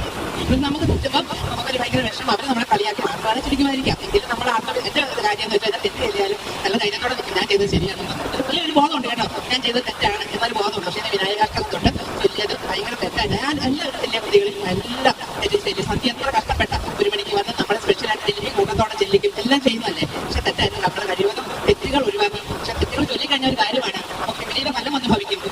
തൊട്ടുണ്ടെങ്കിൽ ചെല്ലുമ്പോൾ നമുക്ക് ദുഷ്ടം തിരിയുന്ന ആ ദുഷ്ടനൊക്കെ വരുമ്പോൾ കൃഷ്ണായിട്ട് നമുക്ക് തിരിയും. അതുകൊണ്ട് ആ ഫലങ്ങളൊക്കെ നമുക്ക് തിരിഞ്ഞു കിട്ടും. ഇത് നമ്മൾ പ്രാർത്ഥിച്ചൊന്നും കിട്ടുന്നില്ല എന്ന് പറഞ്ഞതൊന്നും ഒരു കാര്യമില്ല. കൃത്യമായിട്ട് ചെല്ലണം. ആ സ്ത്രീകളൊക്കെ ചെല്ലി തിരിയുമ്പോൾ ഒരു ഹൃദയം പഠിച്ചിട്ടുണ്ടെങ്കിലും അത് നമ്മൾ തെറ്റുകൂടാതെ ഭംഗിയിൽ ഈണത്തിലൊന്നും ഭഗവാൻ പറഞ്ഞിട്ടുണ്ട്, ഭംഗിയിൽ ഈണത്തിലൊന്നും ചൊല്ലണ്ട. പക്ഷെ നമ്മൾ തെറ്റില്ലാതെ പദങ്ങൾ വിരിച്ച് അക്ഷരസ്ഫുടതയോട് കൂടി ചെല്ലണം. അക്ഷരസ്ഫുടത ഇല്ലെങ്കിൽ നമ്മൾ അതിന് വിപരീത ഫലം വന്നു. എങ്കിലും എല്ലാ പഠിതാക്കളും നല്ല രീതിയിൽ ഞങ്ങളോട് സഹകരിക്കുകയും നല്ല ഭക്ഷണങ്ങൾ നമുക്ക് കിട്ടിയില്ലേ. കാലത്തിലെ സാമ്പാർ, ചമ്മന്തി, ചായ, അതിലുള്ളതും അതിലില്ലാത്തതും എല്ലാം കിട്ടിയില്ലേ, നല്ല ചായ. അത് കഴിഞ്ഞ് നമുക്ക് ഭക്ഷണം ഉച്ചക്കത്തെ ഊണ് പായസം കൊട്ടി കെട്ടി. അത് കഴിഞ്ഞ് നമുക്ക് എന്താ ഇടയ്ക്ക് ഞങ്ങളിവിടെ സാറില്ലായിരുന്നു, ഞങ്ങളിടയ്ക്ക് പിച്ചർ നിന്നു. നമ്മൾ ഭക്ഷണങ്ങളൊക്കെ കഴിച്ചു. അത് കഴിഞ്ഞ് ഇറങ്ങിയപ്പോൾ കഴിച്ച് കാപ്പി കുടിച്ചു. വൈകുന്നേരം നല്ല ചൂടുള്ള കഞ്ഞി പപ്പടം എല്ലാം കഴിച്ച് നല്ല തൃപ്തിയോടുകൂടി നമുക്ക് ഭഗവാന്റെ സന്നിധിയിൽ നിന്ന് തിരിച്ച് വീട്ടിലെത്തുന്നത് വരെ ഭഗവാന്റെ കാര്യങ്ങൾ എല്ലാം ഉണ്ടാകട്ടെ എന്ന് പറഞ്ഞു നന്ദി, നമസ്കാരം. വളരെ യാദർശികമായിട്ടാണ് ഞാൻ ഈ പഠനയാത്രയിൽ പങ്കെടുത്തത്. ഇതിനു മുമ്പും ഞങ്ങൾ ഒരുപാട് പഠനയാത്രകൾ നടത്തിയിട്ടുണ്ട്. പക്ഷേ അന്നൊന്നും നിങ്ങളെപ്പോലെ തന്നെ അന്ന് ഞങ്ങളിപ്പം നിങ്ങളൊരു പഠിച്ചു വരുന്നത് കൊണ്ടായിരിക്കാം ശിവപ്രസാദ പഞ്ചകം ഒക്കെ ചൊല്ലിയപ്പോൾ കുറെ തെറ്റുകളൊക്കെ വന്നു. പിന്നെ ഈശവാസി ഉപനിഷത്ത് അതെനിക്ക് നല്ലതായിട്ട് ഇഷ്ടപ്പെട്ടു കേട്ടോ ചൊല്ലിയത്. ആരാ ചൊല്ലിയത്? ഓക്കെ ചേച്ചി വരാൻ പറ്റത്തില്ല എന്ന് പറഞ്ഞു. എന്നിട്ട് ചേച്ചി വന്നു. ചേച്ചി ഇങ്ങനെ നന്നായിട്ട് ചൊല്ലാൻ സാധിച്ചു. അതൊരു പക്ഷേ വനിതാസംഘത്തിലൊക്കെ ഉള്ളതാണെന്ന് തോന്നുന്നല്ലേ? ഉള്ളതാണ്. അപ്പം പുരുഷേത്രങ്ങളിൽ ചൊല്ലുന്നതാണ്. ശ്രീമോളി ചേച്ചി പറഞ്ഞ പോലെ തന്നെ നമ്മൾ പഠിക്കുന്ന പഠിതാക്കൾ, നമ്മൾ ആദ്യമായിട്ട് ചെന്നാൽ പോലും പഠിക്കുന്ന പഠിതാക്കൾ എന്നൊരു പദവി നമുക്ക് കിട്ടിക്കഴിഞ്ഞു. അപ്പൊ നമ്മൾ തെറ്റ് ചെയ്യുമ്പോഴും ചൊല്ലുമ്പോഴും ഒക്കെ നമ്മളെ ശ്രദ്ധിച്ച് കുറെ പേര് നോക്കിയിരിക്കും. എന്ന് പറഞ്ഞ പോലെ തന്നെ ഈ എല്ലാ ക്ഷേത്രങ്ങളിലും, നമ്മൾ കയറിയ ക്ഷേത്രങ്ങളിലൊക്കെ തന്നെ ഞങ്ങൾ നേരത്തെ പോയിട്ടുള്ളതാണ്. എങ്കിലും ഇതുപോലെ ഇരുന്ന് നമുക്ക് ശരിക്കും കാര്യങ്ങൾ അന്നത്തെ ആ ഒരു ശിശുക്കളുടെ ഒരു ഇതുകൊണ്ടായിരിക്കാം ശരിക്കും ഗ്രഹിക്കാൻ പറ്റിയില്ല. ഇപ്പം പ്രഭാഷണങ്ങളൊക്കെ നടക്കുന്നത് കൊണ്ട് കൂടുതൽ അറിയാനും നമുക്ക് ഒരുപാട് കാര്യങ്ങളെ കുറിച്ച് പഠിക്കാനും എപ്പോഴും പഠിച്ചുകൊണ്ടിരിക്കാൻ ഭഗവാൻ പറഞ്ഞിരിക്കുന്നത് അല്ലേ. അപ്പം വായിച്ചാൽ ഞാൻ ഗുരുദേവന് മാത്രമേ ഉള്ളൂ ഭജിക്കത്തുള്ളൂ, അല്ലെങ്കിൽ ഗുരുക്ഷേത്രങ്ങളിൽ മാത്രമേ പോകത്തുള്ളൂ. അങ്ങനെ ഗുരുക്ഷേത്രങ്ങളിൽ മാത്രം പോവുകയും അല്ലെങ്കിൽ ഭഗവാൻ പ്രതിഷ്ഠിച്ച ക്ഷേത്രങ്ങളിൽ മാത്രം പോകുന്നതാണ് ഏറ്റവും ഉത്തമം. ഉടനെ കുമരകം ശ്രീകുമാരമംഗലം ക്ഷേത്രത്തിൽ നിങ്ങൾ വന്ന് എങ്കിൽ തന്നെ കുമരകം ശ്രീകുമാരമംഗലം ക്ഷേത്രത്തെക്കുറിച്ച് നിങ്ങൾക്ക് ഒന്നും തന്നെ ഗ്രഹിക്കാൻ പറ്റിയില്ല അല്ലേ. ശരിക്കും അതിനെക്കുറിച്ചൊരു ഇതുപോലൊരു ക്ലാസ് ഉണ്ടായിരുന്ന കാര്യമാണുള്ളത് അല്ലേ. അപ്പൊ അതൊക്കെ തന്നെ സാധിക്കാൻ പറ്റി. ഇത്രയും സമയം എന്നെ ശ്രമിച്ചുകൊണ്ടിരുന്ന നിങ്ങൾക്ക് എല്ലാവർക്കും എന്റെ നന്ദി, നമസ്കാരം. ഗുരുധർമ്മം വിജയിക്കട്ടെ.